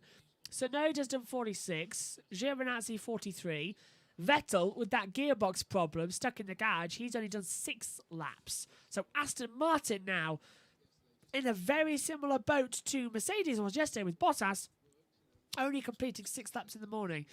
And that's also interesting to note out as well. Is it a problem with the Mercedes gearbox? Because they've both had the issue after 6 laps. So, yeah. Benny says, Josh, you're so good at commentating. Incredible. Thank you, Benny. And if it's Benny, I think it is. You're brilliant in esport driving as well. Watching along as well. You sit down, you lose all your energy, and you're concentrating so hard on the picture there, the timing screen. I'm just so tired. Alonso's coming through the turn 8 at the moment, down here on the circuit, so he's going to be one. Can you also tell which car's which on the timing monitor, on the driver tracker? Because I can't. Alpine, Williams, and Red Bull are all blue on my screen. So Alpine the lighter one, Red Bull the darker. And blue is just for Latifi. Williams should be white. Although Haas have sort of taken that, actually. So Then they should be grey. which one? Williams. Williams is white and blue at the moment, so maybe it could be a different shade. On board though with It could be baby blue, yeah. On board with the checker. That's Hamilton, isn't it really? Oh, Hamilton should be black. This is cyan. Hamilton's car should be black on there because it's a black Mercedes. The livery is black. So I don't know why it's not. Oh, they kept that. Yeah, black livery this year for the Mercedes. They should always keep it. It looks nicer. I think they're going to keep it for as long as it's necessary to do so. So we could have it for a long time. But it's a classic livery. It was become a favourite. I like it. It looks good. Like it. I looked at the silver Mercedes a couple last year. Dull. Yeah, it does. It looks a bit boring, silver. But the black, it just gives it a bit more edge. Yeah, it looks nice. It looks cool as well. And Modern, yeah. The silver was all right for 2010s, but the black Mercedes just works on so many 2020s levels. now. Yeah, it works on so many levels, the black Mercedes. Both in terms of looking cool and representing the Black Lives Matter and the push for equality. The crash of Grosjean was 67G going into the barriers at 192 kilometres an hour, says Synthol as well. Yeah, the stewards releasing that as we'll just see Sergio Perez running wide at turn 11. That's due to just turned in and the wind just sort of blew him off the track and some with understeer as well, so easy to keep doing. But yeah, that crash, the FIA conducted their interviews and reviews and came out with, about last week, just before testing, that the G-force was more than was recorded. They originally recorded it as 42G, but it was actually a massive 67G impact. That, by the way, Megan, is unsurvivable. What? Yes. It's past the maximum body that it can take. How's he alive? I have no idea. And how is he walking a week after? I don't know. How was he up? How did he jump out the barrier? On fire as well. Honestly, Romain Grosjean, I've often thought this. I don't think he's human. I think he's a robot. To get out of that, like a Terminator, a phoenix from the ashes. That's what he's called himself. The Phoenix he's running in the IndyCar this year. Yeah, he's called himself the Phoenix. I think he is. Honestly, that crash of Grosjean's the scariest I've ever seen. And it just proves how much safety in Formula 1. If that had happened 10 years before, Grosjean would have been dead. Yeah, well, if it happened 2 years before, without the halo, he would have been dead. Because his face would have gone smack bang into the Amco barrier. But the halo did such a good job at deflecting the energy and getting him through. It did trap him though, but yeah. Why do they understeer so much to turn 11? As Megan said, it's the downhill. It's the same part of the track where that wind's going to be. And you're flat out with the DRS. It's like it's pushing you forward. Yeah, it's more like if you just stand up a second, I'll demonstrate. So in terms of the wind, you're turning into the corner, so you're physically pushing the car in, but the wind is pushing it away. So you're turning in and pushing. It's all like creating an oscillation, but it's just pushing you more towards it with the wind. It's downhill as well. 14-kilometre wind speed at the moment. Downhill, you've got the DRS open. You're at 8th gear flat out. You hit the brakes. You fling the car in, and it's just going to slide because there's hardly any grip. Perez is doing it mainly because he's in a new car. Yeah, Perez isn't used to the Red Bull just yet. Sonoda, we've seen him doing the same thing as well. Got to find the right braking point and the right balance to go through. There's Alonso, Megan. So you can happily smile again as he's out there on the circuit. As soon as you mentioned his name, I actually did smile. Well, Alonso out there on the circuit. Your first world champion, of course. And second. And second, yeah. Well, first technically, because the next one would have been Raikkonen. Yeah, the first 2 years of my life. Oh, you're cheery, aren't you? 7 people on track now. Yes, so 7 of the 10 cars are out on the track. They're all doing their qualifying runs in the last bit of the session. Oh, hopefully we're still broadcasting. Yep, there we go. Just having a little encoder issue there. Imagine if he won a championship this year. Benny asks, who's your favourite F1 driver currently? My favourite driver is Vettel, and Kudret loves Mazepin. I know Kudret Damari. Kudret Damari and Mazepin's driving style very similar. I've seen it in the esports as well. Kudret is a fan of Mazepin at the moment, as we see. But Vettel is Benny's favourite driver, fellow German, of course. Megan? Mine's Alonso. I try remain neutral. I'm going to be boring.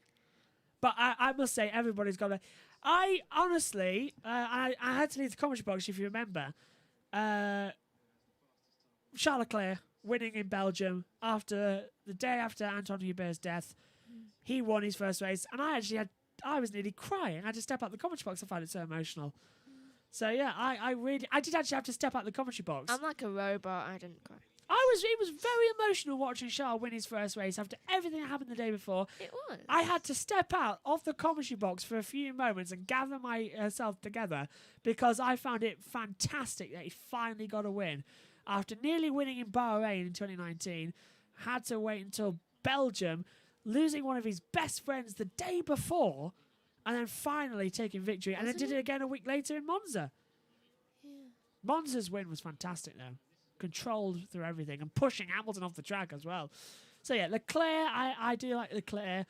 Vettel, like the Vettel of old. Hamilton, I respect his on-track action a lot, but I'm not really a fan of the way he treats some of the people he's around. But I do really, really enjoy watching Hamilton drive because when he's in a wheel-to-wheel battle, he is incredible. And 9 times out of 10, he'll come out on top. I like Lando Norris.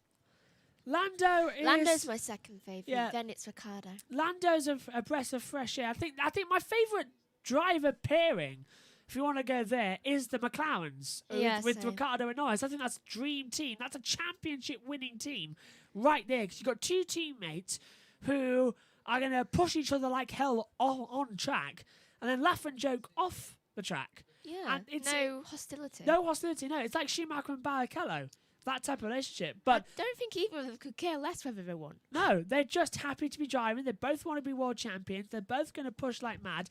And I think it really, really does work. And just like Daniel Ricciardo, he's a fan of waffles. Megan, what do you think of Ricciardo? You've commentated on before. Ever since I was younger, I've called him a ninja honey badger. Makes sense. Because he's like a ninja on the track. And then when he wins or anything else, he just smiles. He's one of my favourites. Caught me off guard there. Eat a cake or something. Oh, dear me. Talk us through Sainz's lap. Right, so he goes round the corner. He actually sticks it quite well. He didn't even go off. Neither for that one. Oh, now he's gone off a bit. So that's to be expected. I mean, there's a lot of downforce. And it's slow. Up to turn 4. Off the track ever so slightly. He takes it a little bit easier coming through this part of the track. 2 seconds off the pace, though. Yeah. 2 seconds off the pace. He's not going to be anywhere near the spinning. I do apologise. Go on. I wonder how Giovinazzi's going to do this year. Giovinazzi very much under pressure with his seat. Everyone expecting Mick or Alot to get that seat. Giovinazzi retained for another year, so he's very much on the cusp, isn't he? Yeah. It's quite a lot. Like, who was it last year? Albon, yeah. Had to deliver. Did deliver, in my opinion. 2 podiums. Mugello as well. I think, yeah. Many drivers didn't do that well, but just because it's a Red Bull team, he was, like, out. If that was Ferrari, he would have got another year. Yeah. If that was any other team, he would have got another year. But it's just because they got Perez as well. Let's take a look. As I've got a lump in my throat. Synthal says, I always thought that in Bahrain there was a very few corners, so I never expected safety car and stuff, but now I'm going to be scared at the race start. Don't be. I mean, what happened at very few crashes? Yeah, okay. Taking a deep breath. What happened at the start of the Bahrain race itself was, as it was, an accident. It never usually happens. The reason it happened is to see the retardation of energy from the back of Ricciardo's suspension just didn't work as he jumped the curb out of turn 11. The reason that happened was only because, one, the 2 Ferraris decided once again to make contact and it spread out the midfield. And then we had one of the Alphas off the track of Raikkonen. And then Kvyat was drifting over. At the same time, Grosjean went for a gap that he thought was clear. So it was a complete accident of just meeting in the wrong place at the wrong time. The only reason it was so big and the car exploded was because the fuel hatch was open, so fuel spilled out. And then the safety cell did exactly what it's supposed to do. It's split in half. The safety cell in Formula 1 is designed to split in half so the driver is sort of like in a space shuttle. You know, when everything else breaks away and you're left with the module. That's what the drivers are in, a module, a safety cell. So it had split away. But it caught fire. Sorry, it caught fire mainly because the fuel was exposed. Yeah. And it just got onto the exhaust, which was on, and bang, instant fireball. But if that happened without that fuel cap closed, it would have caught fire. Because the fuel tank isn't actually a tank, it's more of a sack that's very well durable and is very difficult to cut. So it shouldn't have torn. So it was just a complete error and a complete accident. And we haven't seen a car roll like that since the 90s. If you remember, think back to Robert Kubica's horrific accident in Canada in 2007. Survival cell was the only thing that was left. That car didn't explode. And that's the reason. The fuel cap was open. It was a very horrific accident. 44 minutes and 40 seconds to go. Megan, could you take us through the grid, please?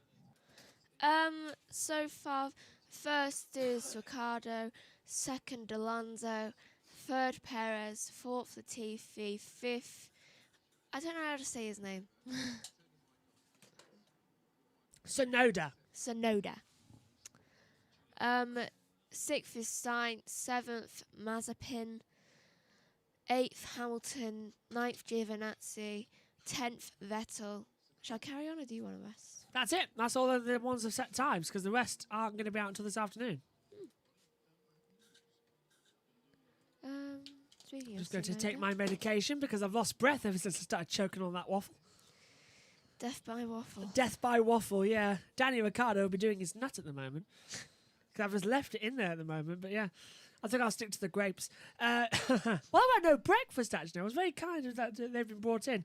Tell you what, how did Crofton that lot last year manage to eat big brownies and big bits of cake as well? I'm very disappointed in them. No. Do you know, I was going to bring in blueberries, so I know you don't like them. It's not just me, you know. You could have brought blueberries in for yourself. I know, though. I'll never put it in the thing when I need to. All right. I was busy. There, at the moment on the track, the covers are up on the Aston Martin garage of Sebastian Vettel. Why doesn't every team do that? I mean, it would stop Ricciardo going into their paddock a lot. The reason they used to do that. They used to put the covers up in testing, but the fans who were paid to get there and they started broadcasting on TV, the broadcasters couldn't see into the garage. So now they added a rule in where during the session of on-track action, you are not allowed to cover the cars at all. So you can only cover the cars if you are doing essential work, as in floors off, cars up on jacks and everything. Then you can cover the car. Any other time, it must remain visible to the public and the TV cameras. So they changed that. Unfortunately, they changed out the rule after I went. But anyway, as Ted says, you can stand at the top of the grandstand and you can look down straight into the garages beyond the covers, which is always the thing, is what was the point of the covers even to begin with? Synthol says, what do you think about the changes to the track in Melbourne? Yeah, they're straightening out turn 9 and 10 and the last few corners as well. That's going to cause some crashes. Yeah, I liked turn 9 in Melbourne. Admittedly, every time I come up to it on the F1 game, I think, oh God, this is the one part of the track that I'm going to make a mistake at. But I think that's good. I think that's good because you need tracks to challenge you. Like this corner here, turn 10 in Bahrain, it's a tight hairpin down in first gear. If they got rid of that and put it in a smooth curve to the right, no one would be bothering and thinking about it every lap. Yeah. You need corners on the track that when you're approaching, you think, oh God, this could make or break my lap. Yeah, there's this one corner in one of the games we played, which I can't for the life of me get without going on the gravel. Yeah. You need corners and I like don't that. brake, which is a bad thing. You need corners like that, don't you? You need corners that can challenge you as a driver. And it's an overtaking opportunity as well, turn 9. You can throw it up the inside. And they're removing it to putting an S-curve section. So I don't know if that means you're going to have... And they're changing, of course, turn 11 and 12, that little fast kink, into more of a right-left chicane area, which I'm angry about as well, can you tell? Because that was a great place where you could challenge with the cars and slipstream off, and then you get the DRS and have to go into turn 14. So I can understand why people think, okay, the track changes need to be done at Melbourne. It hasn't been relayed since 1996 when it was first put down. 2, the track it hasn't gone through any changes at all. But I think that's good. It's a character circuit. But what the hell? Let's do it. See what it looks like. But one thing you can't forget is that the track is a street circuit. There's only so much you can do, and it's on a lake as well. So yeah, the chicane before the very fast chicane will be removed, right? So it'll be full speed. Yeah, you know, coming out of, past where they go through alongside the river section, where Button was done by the 2 Ferraris back in 2011. Perfectional. The corner before that, turn 9, that's being changed to a fast S sweep, and that'll give you much higher speeds down because it won't be braking. They're changing turn 10 and 11 as a result of that, so that becomes more again of a sweep section, and then the next braking zone will be down at turn 14, so they'll be harder on the brakes there. So it could create more of an opportunity to turn 14. However, turn 14 for that type of speed is too small, so they need to widen that. I think they are. Is there sand on the track? Yes, and they're changing the last corner just a little bit as well, which I think is okay. Because I never liked that one either. In fact, the last corner but one before we come to the start and finish straight, turn 17, I hate that corner as well. That I fear turn 9, but I hate turn 17 with a passion. It's too tight. It's designed for Formula 1 cars of the 90s where you could just flick it in, or even the early 2000s, but it's too tight, it's too narrow. It's literally a 90-degree bend on a right angle. You're turning on a right angle, and it's impossible to get it right. So they're going to smooth that out a little bit more and create more of an overtaking zone, which I'm all for. And so yeah, there's some good changes and some bad changes, but the problem is, as we've seen with classic tracks, if Herman Tilke gets hold of it, kiss goodbye to any racing, because Herman Tilke is a great designer at some places. He did an amazing job with Sepang, amazing job with Kota, but come on, he gave us Sochi. Sochi is dull as dishwater. And some of the other tracks as well. He got it right with this one, though, here in Bahrain. Shanghai's first sector. What the hell was he on? I think he was just angry with the drivers at that point as well. Three 90-degree rights in a row where you've got to slow your speed and turn the wheel at the same time. If you get it wrong, you're off into the wall. Nightmare. Synthil says, I'm looking forward to Imola and Portimao. Yes, I'm looking forward to going back there. We had races there last year. Imola was an absolute thriller. The Emilio Romagna Grand Prix. That was a great one. Portimao. You didn't do Portimao. No, there's a piece of bag on the track. Ah, it's a plastic being blown onto the circuit as well as the TV comes through. You didn't do Portimao, and I don't think you're doing Portimao this year either because it takes place on your birthday, 30th of... Oh, no, I'm not doing that. Yes, Friday the 30th of April all the way to the 1st of May. Yeah, so I'm not spending my 16th birthday doing that. No, but I know you're in the commentary box on Friday to say happy birthday for a little bit. Only to say happy birthday. Yeah, basically, yeah. But yes, I think Dad's in the box with me for Portimao. But yeah, honestly, Portimao was amazing. That first opening lap with the rain coming down, it reminded me so much of Europe, the Nürburgring in 2007. Rain soaked on the track, McLaren's coming through as the underdogs. It was fantastic. So yeah, Imola and Portimao are going to be a great ones. I'm also very much looking forward to the return of the tracks we lost last year. I'm looking forward to Azerbaijan. 2019 was boring, but we've got less downfalls this year, so that should be quick on the start-finish straights. Azerbaijan gives us great racing. I am looking forward to Monaco. I'm sorry, I'm looking forward to Monaco. I know everybody says, oh, it's all done by qualifying, as off goes Latifi down at turn 11 as a result of that crosswind, and he beats the steering wheel as well. Don't think that was his fault there. Backs out of the lap. I am looking forward to Monaco because the last race we had there in 2019 was fantastic. It was just crash, bang, wallop. It was fantastic. We had Hamilton versus Verstappen, and Verstappen doing a Mansell Senna trying to get it alongside him. There was a lot of rubbish on the track. There is a lot of rubbish on the track offline as well. That's sort of blown through that sandstorm yesterday. But yeah, honestly, absolutely loved the Monaco Grand Prix 2019. I'm looking forward to it there. You didn't do that one. No. You have not done Monaco since 2018. Wasn't 1 year I sick? You were sick in 2019. Yeah, you got ill in the morning, so couldn't do it. So you missed it, and it was cancelled last year. So you haven't done Monaco since 2018. Nah. You haven't done Monaco since we came into this commentary box. How about that? In fact, do you want to feel really scared? We haven't done Monaco since we got the new television in the front room. Because that was 2018 as well. We had the old 42-inch plasma that was glitching at the top. And kept going green. Yeah, it kept going green, yeah. The amount of commentating that had to do with... If it was raining, we couldn't tell. The amount of times I pretended I was in a Borg ship. Yeah, honestly, if it was raining when we had that plasma, because unfortunately it used to burn in a lot and it got broke. Yeah. If it was rain... Also, if you're watching Sky F1 or anything with a logo on the screen for too long, you could also read about 2 hours later the results of that because it'll still be on the screen. Yeah. We were watching... I seem to remember we were watching Doctor Who, and it was sponsored, it seems, by Sky Sports F1. It was a very old and broken telly. But I remember watching EastEnders and just seeing the hello thing in the Yes. background. I thought, the DVD menu being on the back, yeah. So honestly, commentating on that television was hard because also, if it rained, you could not see a thing. Honestly, it just sparkled like mad. Do you remember? it's like static. Yeah, it was like static. It was like watching a static television channel from the early 2000s. It was horrible.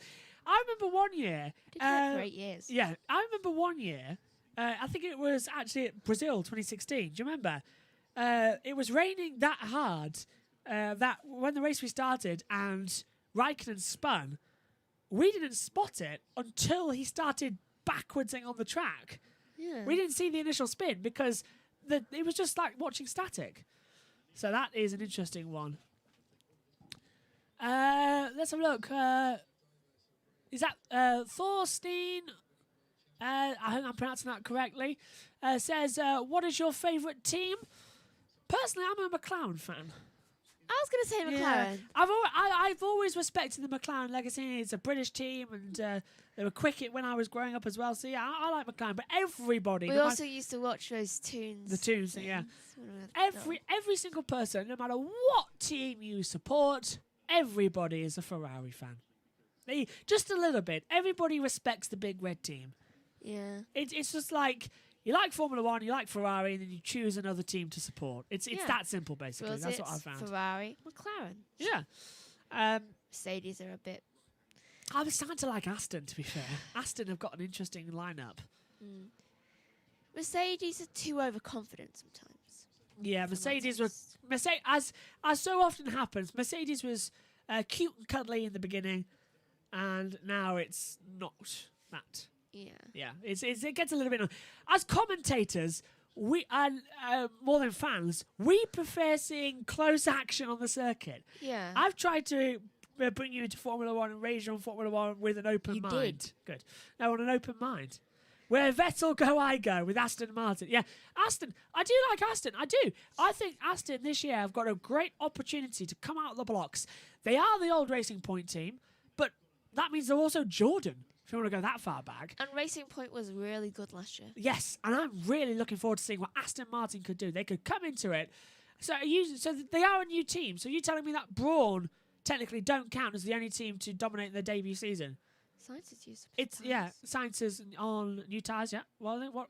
Yes, they're on the mediums, C2, C3. So yeah, I'm really looking forward to seeing what Aston could do in their debut season. I'm really, really, really hoping they get a win.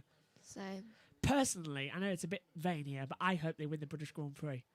A British car on the British Grand Prix podium, Aston Martin winning the British Grand Prix. How patriotic does that sound? A bit. Yeah. Aston Martin winning the British Grand Prix. It just sounds right. Or the German Grand Prix, to be fair, for Sebastian. Although we haven't got a German Grand Prix this year. We did last year, but not this year.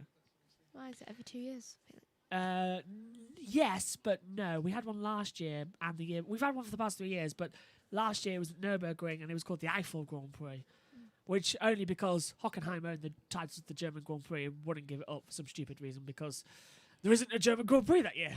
And there wasn't going to be a German Grand Prix this year anyway because Hockenheim ran out of money. And the only reason it happened in 2019 at Hockenheim was because Mercedes sponsored it. The only reason it happened last year was because Formula 1 paid the Nürburgring to host the track. And even then, we had a day less running. I think if we had the full 3 days at Nürburgring, the race would have turned out a lot differently. Thornstein says, do you think Hamilton will come back stronger than in free practice? And thumbs up Vettel and a big love heart from them as well. Vettel is... Well, Hamilton's going to come back stronger as well, isn't he? Hamilton's going to come into this season with one eye on the 8th title and one eye on possible retirement. Yeah. He wants to... He's nearly... Well, let's have a look. He's at 95 wins. He could make that a century, which is 100. Poles at 98. He could easily do that by Imola. He could do it. I've always thought, and I must admit, when this calendar was announced, I did look at the stat there and go, Hamilton gets pole in Bahrain. He could equal... So he could get 100 pole positions at the track where Senna was killed. Where Senna got his last ever pole position, his 41st and last podium. So, I'm going to start again. Senna got his 41st and last career pole, or 63rd pole, 41 wins, 63rd pole at Imola on the 30th of April. And then on Saturday next day he was killed. But that's where he got his last ever pole position. I would love it if Hamilton would get his 100th his 100th pole position at Imola. It's also the first time Imola's been this early in the calendar since 2001. Yeah, when it was round 4. But this year's round 2. So I think it's actually, looking at it, Imola has been round 2 before. I find it strange how I'm born on the 11th anniversary of Roland Ratzenberger's death. Yeah. Not really that strange. It's a bit strange. Well, you don't remember the 10-year anniversary. And they did a special documentary and... Of course I didn't everything, remember. yeah. You weren't born, I know. That's what I'm saying. Yeah. Yeah, that's what I'm saying. Mazepin does a 1:39, 1:33 across the board. Doesn't improve on lap time, but he's doing a race win out there at the moment. What was it like? The ITV did a documentary and they were talking to everybody and it was very emotional. And then everyone was sort of like... It was the same weekend as well. Yeah, exactly a year before you were born, obviously. But same weekend they raced there. May Day. Yeah, so it's going to be interesting. I forgot Alonso is back. Oh dear, Thorstein. Well, yeah, Alonso's back in the Alpine. He's Of course P2. Alonso's back. Her favourite driver, if you want to remain vain with anybody. Favourite Alonso. Always Blames Honda for everything, by the way. She blames Honda for everything. Yeah. You should have seen it at, what was it, the 100th running of the 500 when Alonso did it, or 2017's 101st, whatever. When Alonso first did it with that Honda McLaren entry, he was leading the race, smiling like a Cheshire cat in the commentary box. And then lap 164, bang goes the engine after the red flag, after leading under the red flag, bang goes the engine of Alonso, pulls off the track, and that smile turns to complete and utter heartbreak and then anger. And then she spent the remaining of the broadcast slagging off Honda. You did, honestly, I remember. You were just slagging off Honda, this, left, right, left, right, left, right. We had to give our Honda Civic back. We never had a Honda Civic. But no, honestly, well, you were slagging off Honda so much. I always will for not good. Synthel says, do you think Albon and or Hulkenberg will ever return to F1? Albon has a strong chance of returning to F1 in the AlphaTauri if Gasly moves over to Alpine to replace Ocon, if this is the rumour that's going around. Now, Gasly is a good driver. Gasly's off, I think, to Alpine if Ocon isn't going to be retained for next year. That's a manoeuvre going around.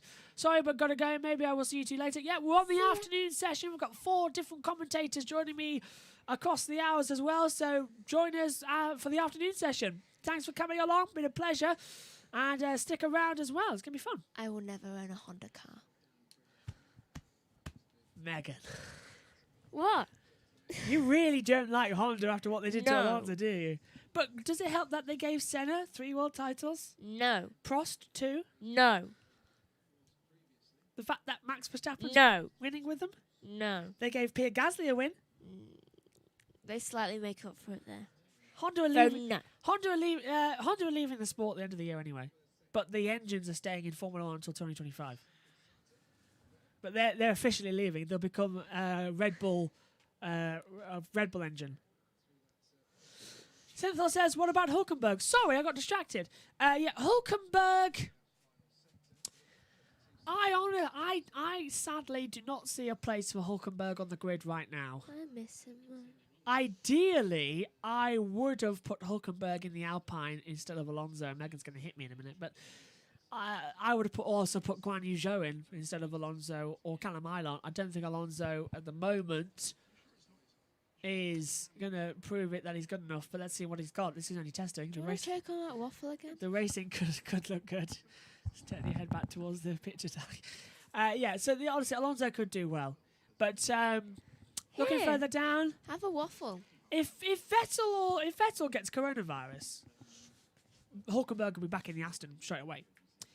Ideally, I think if I was a team looking to pick up a development driver, I would put Hulkenberg at McLaren. Ricardo Hulkenberg, a proven combination of working talent and teammate and What are you planning Norris. to happen to Lando? No. I'm talking about how Hulkenberg and Ricardo have already been teammates. So I would put Hulkenberg as development driver at McLaren, third driver. Oh, yeah. And then this is why Formula 1 needs 3-car teams. Just saying, there's too many good drivers out there. Hamilton does a practice start away out onto the track. There are, aren't there? There's way too many good drivers out there to try anything. But yeah, I'm really enjoying this, by the way. The day 2 morning session, halfway through testing at the end of this, with halfway to go. And I'm really enjoying covering this. You watch later on this afternoon by 4 o'clock. I don't wanna. I'll be face down on the desk, just banging my head like, why did I agree to do this test? Nah, it's gonna be a lot of fun. Alonso's doing good. Pete, where is he out on the track right now? No, he's back in the pit lane. He's done 5 laps though, just now on the C2 tyre compound, as you said a few moments ago. So 23 minutes to go. I really don't like Honda. This afternoon, by the way, reminder, I'm joined by Ribosome, first off. Then I'm joined by Ian Burch. Then I'm joined by Megan Burch. You're on at 2, darling. And at 3 o'clock, I am joined by Craig Wallard, the freelance motorsport journalist who's on for the last hour of the session to round out day 2 of the test. What time's Ribosome on? 12. Are you coming in the box? I don't know. Oh, well, you're not due in the box, so you can stay away. I'm not going to hold you. You never could. Well, no, to be fair, if you ever need Megan to stay in a commentary box for longer than 5 laps, make her watch the start of the race. I was doing a touring car race last year for BTCC, and Megan was in here. Why were you in here? I don't remember. I can't remember, but you were in here anyway for some reason. And she was sat alongside me. I was doing the commentary, and then 5 laps later, she started to have opinions.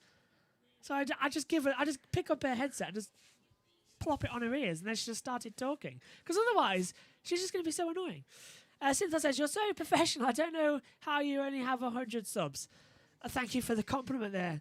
Well, we try and deliver in a light-hearted way, but then deliver the information back. We try and circle around all sorts of topics as well. Like my hatred for Honda. Yes. Well, only 100 subscribers. I know. I'm grateful for the 100, but compared to yesterday's 4.5 thousand likes and not everyone subscribed, it's slightly upsetting. But we've got loads. I think that's only because we cover Formula 1, though. This year, we're covering Formula 1 all sessions. We're covering the races only of MotoGP, Formula E, and the British Touring Car Championship. We're going to be covering the Le Mans 24-hour, now it's been moved over. Alonso's back out on the track. And then we'll also, the Indy 500 is out there as well. And hopefully be on track at some of the races. Wow, very Ideally, exciting, the British yeah. Grand Prix for Formula 1. getting into the infield and broadcasting there with that team split up we've been using in the test, with Megan and Dad back in the commentary box and me out there with the headset and a mic shouting about the cars around the track, and very much looking like an excited puppy or a kid on Christmas. Although I'll probably be running around the track, and by the end of it, I'll look like a rabbit caught in headlights. Yeah. Anyway, 20 minutes to go in the morning session here for day 2 of pre-season testing. As I said, by the end of this session, we will be halfway through testing. Only after this, 3 sessions will remain. This afternoon session, followed by tomorrow's 2 sessions, 1 in the morning, 1 in the afternoon. Cynthia says, will you also do F2 and F3? I have been mulling around F2 and F3, but the fact is it's so much to get done because of the others we do on a Sunday. It wouldn't fit into the time schedule because of the other series. So we're having a look at the moment. Because F2 and F3 are split up, and there's 2 races now for F2 and 1 on the Sunday, it would probably hit... mainly, the Formula 2 races would hit with the British touring cars. So we're having a look, but I'm not too sure. It's also the fact is that to get guests on as well is quite tricky for the junior series. It's Ricardo's box. Yep, Ricardo out on the track at the moment. In fact, no, he's just coming in. There you go. He's just pitting now, so that's probably why you saw them looking over. Jonathan was there on the pit wall. Lando Norris, by the way, I think on his Instagram I'm being directed to, has put what he was eating for dinner. Whatever it was. That looks better than what I've got in front of me for the food. Let's have a look then. Of course it does. It's on a plate. And I've just got a box. I'll probably eat that for dinner as well. Lando, I think, has put on what he had for dinner. Yeah, it was chicken. You're right. Lando eating chicken, isn't that? Daniel Ricciardo stopped in the fast lane to do a practice start. Well, you're not allowed to do that. You're supposed to go off the racing line, but away he goes. Control start. It's calmed down, Sin thought. Yep, it has, unfortunately. 18 minutes to go. Although Ricciardo's just come out and nearly took off Sainz, ever so slightly. Sainz, Ricciardo, Magnussen, Mazepin, Giovinazzi and Alonso on the track. It was just a bit of chaos from the spin of Sainz till the red flag. Yep, it was a nice little time there, wasn't it? And then everyone did their long runs going forward. What, mate? I'll miss Magnussen. Everybody will miss Magnussen. He's in IMSA at the moment. He drives like me. Doesn't break and chaotic? Yeah. Well, may I introduce you to Mazepin? But yeah. Whenever we play games, it's just I whack into the side of his car. Well, you'll see tomorrow when we're on esports challenge together with the split screen. You'll have to look on this monitor though down here, so it's going to be very small to see. My TV's the same size as that. Trust me, I can see. Good.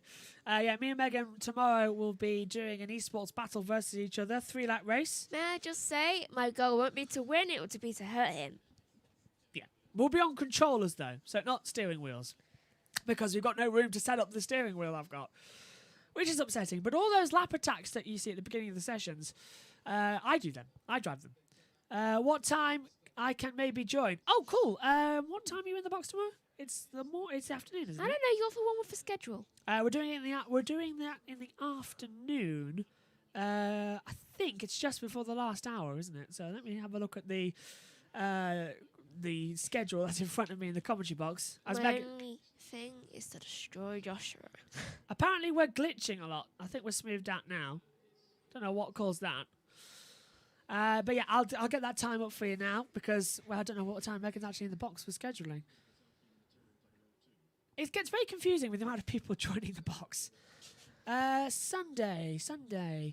Well, Megan is in 2 till 3, and then you're because you're in for 2 hours because you're in 2 till 4:10 because Dad's in for the last hour with us. So tomorrow 2 o'clock UK time, so GMT. So 2 p.m. GMT. I'll write that in the chat as well now, so you can come back to it later if you need to remember. There you go, 2 p.m. GMT. Typed it on the keyboard. Joining me tomorrow in the morning session will be Edward Hunter. Ian Burch and Megan Burch will join me as well at some positions. I'm not actually sure. There's Vettel. Vettel, I hope, is getting back in the car. with that gearbox change. He's in on 6 laps. Although he is putting his helmet on, so that's a good sign, isn't it, Megan? He's doing better in this than he was in Ferrari. Well, he's actually not. He's happier. Did he ever win a championship with Ferrari? Nope. Not a good team for him then. Okay, it's not a problem if I use my steering wheel right. Not at all. Go for Go it. ahead. Do whatever you like, whatever comfortable. I mean, maybe Megan will be on controller, so And I can't say I won't hit everyone. yeah, it's going to be interesting, that one. Might have to put you on a Teams meeting then, Max, if you're in a different controller room. I'm an angry driver. Yeah. Well, one of us will do the commentary anyway, and we'll have it on. We won't just play it, not explain it. We'll have it on the stream as well. So When I you'll bash see. into people, I'm fast. Are you guys fast? Well, Megan never breaks. I'm okay, but I got a podium with the eSport lot a couple of months ago, so I was happy with that. Penalties may have been applied. I remember you say, Megan, stop hitting me, when we were playing once. If you want an example of how Megan doesn't break, go back to the 2019 Japanese Grand Prix on this YouTube channel. Go to the Saturday Monsoon Show and take a look there. We did a competition. Yeah. I won 2 races out of 3. Yeah, but I won the rallying stage. Yeah, I'm terrible at rallying. I can't get any give. I won the rallying stage. You won the track, and then with the fastest finger first on the lights out reactor, you won. Yeah, I don't know how that happened. You've got quicker reactions. Mazepin is having a replay down on to turn 1. Locked up, cuts back in. Now, what are we watching here? Because the Alfa Romeo of Giovinazzi's gone through. Magnussen's going to tow him. Giovinazzi's... Oh, Magnussen. So, I did it again. Mazepin gets held up by Giovinazzi mid-corner. And Mazepin gets a massive snap of oversteer. He's only been in the sport for like 8 hours, and he's already rubbing people up the wrong way. He's really angering Hamilton out there, and he's angering now Giovinazzi. What can you expect? I know. I mean, if he wants to replace Magnussen. Yes, well, at least Magnussen, you went to give it a call it a day. And rules, yeah, thank you, Megan. Giovinazzi's into the pit lane now anyway. Mazepin will continue on to the remainder. Mazepin, Hamilton, Alonso, Sainz and Ricciardo out on the track at the moment. Giovinazzi has just come into the pit lane. I need to take a seat for a few minutes as my leg is starting to hurt. So I'll just take a quick seat at the moment. Yes, are we fast? Yeah, I'm okay. It's a bit of fun to wrap up the testing weekend, so it's a bit of fun. Going to be enjoyable. If you want to see how we actually drive, just go back in the things. There's what do we call it? It was the battle, wasn't it? Yeah, it was battle. the challenge, wasn't it? But yeah, it was Japan, 2019, the Saturday Monsoon Show. Go back and have a look at that. It was like 15 minutes. Should have put us in vision for that, actually, but we literally didn't have the camera ready, so we had to put our old headsets on, didn't we? We didn't even have these things. We had the old headsets. What, does it have us talking? Yeah. That was also a race that you weren't doing. I probably threatened you a bit. You didn't do that race either in Japan. It was that was Dad's first time in this commentary box. Did I threaten you a lot? No, I think you just ran into me a lot. I'll make sure to threaten you. Did I win or did you win? First one I won. Yeah, I thought you did. Yeah, I won the second one. Yeah, I couldn't remember because you were so flat out on the track, and then you made contact, and you went into the pit lane. You went into the. If I remember correctly, I went into the pit lane and I still won. Yeah, I think I held up. Hello, Ribosome. I hope you're ready for your afternoon segment in the box. It's going to be fun, that one. We've got a lot to talk about. Sinfel closed it a lot, so very fast, so. Good. I wasn't able to watch this morning, so something happened. Lewis Hamilton span at turn 13 and brought out the red flag, but... Don't worry, I didn't watch 2 hours sleeping. Yeah, the car is okay, though. So he goes able to get back to the pit lane. He's out on the track now anyway, so he just lost about 40 minutes of running as the red flag was brought out. I'm ready, says Riverson. So you're in the box later as well. Did something happen? Synthol says yes, basically. That is basically what happened this morning as well. So 11 minutes remain of the first test session of the day. I like how we haven't had any guests on this morning, unfortunately, because the driver we had on for this morning sadly wasn't well and had to back out of it. And we hope he's okay, Dan Wells. But I think we've covered it quite well, haven't we, in the box for the session. Yeah. I mean, well, this afternoon, it's literally, you can't breathe for commentators this afternoon. Ribozone's on just after lunch. Then after an hour, it's Dad. Then it's you. And then for the last hour, it's Craig Wallard coming in the commentary box as well. So, yeah, it's going to be a great session. And then tomorrow, we've got in the morning, I think it's Dad to start with. Then it's Edward Hunter. Ali's joining us from esports, and it's you again, Megan, as we do the esports battle. And then for the last hour of the day, it'd be you and Ian Burch in the commentary box with me, commentating on the last hour, as we get ready for a taste of what the 2021 season's going to be. So that's the testing schedule, and I think it's gone quite well, actually. I'm not going to say right now that we're going to do next year's testing live, because for all I know, next year's testing could be 6 days over 2 weeks. I don't know. It's a bit too early to tell, but I'll tell you this, I'm enjoying it at the moment, how it's going at the moment. Literally just got a message actually from Craig Wallard over on LinkedIn saying, last hour of the day sounds great. Fab. Yay. So Craig is definitely confirmed for the last hour. So there's your commentators for this afternoon joining me, Ribosome, which I will, by the way, direct message you, because I want to clarify your actual name to put you onto the Twitter chat. So I want to get that completely right. So direct message me on Twitter, please.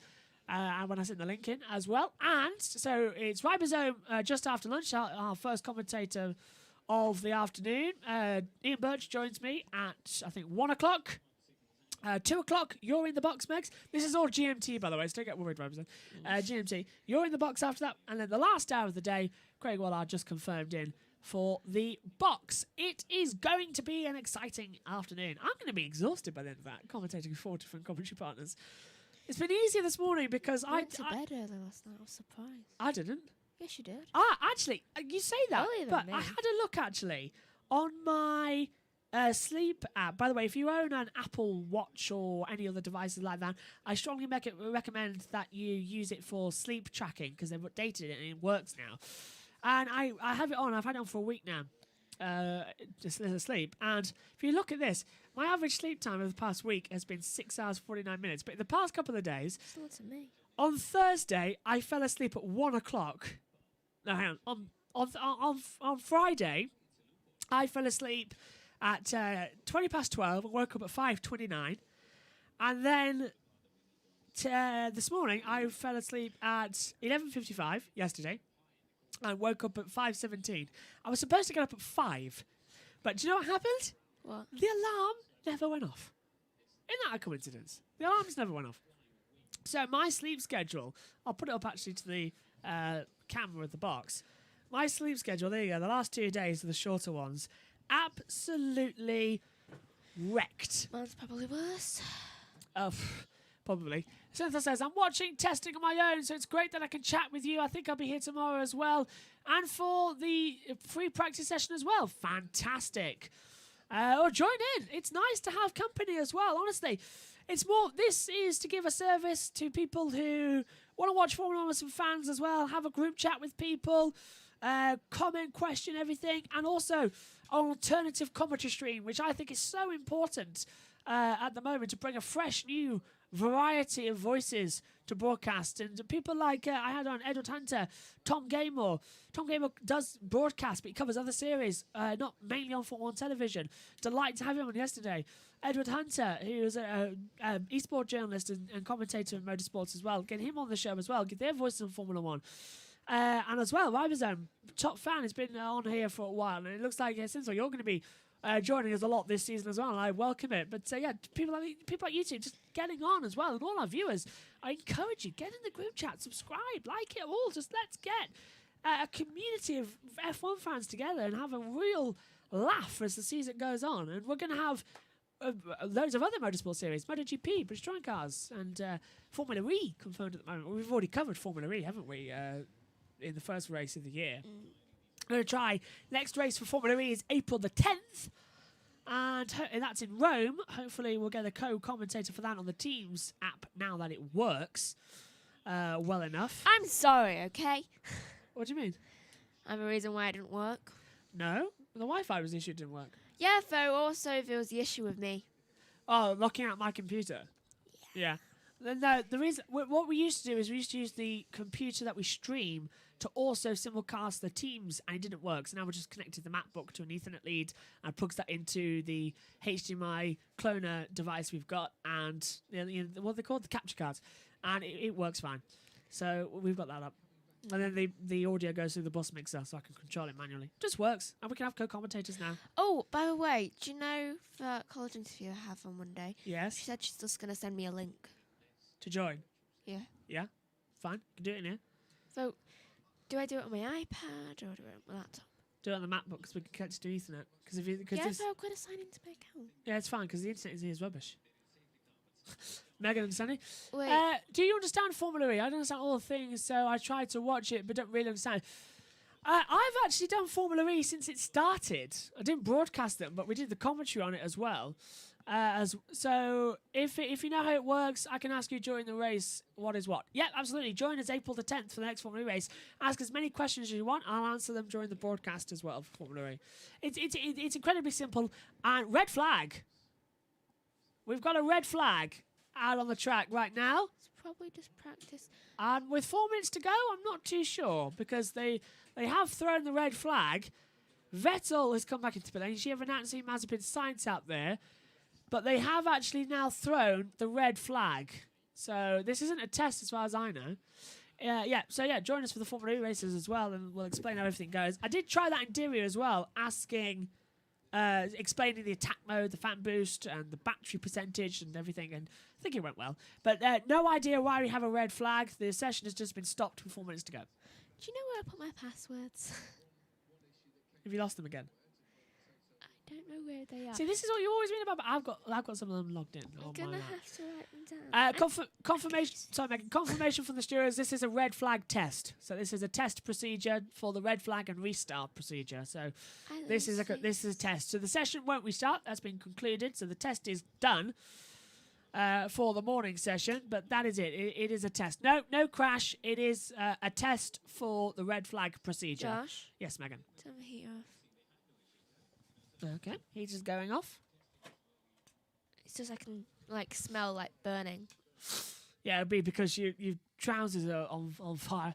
Vettel down. Vettel down into turn 11 has just got off the track as well. The same thing we've seen practically all morning as well. But yeah, the red flag is only out because of the recovery of the test system. So it's just out there for the test. Don't worry.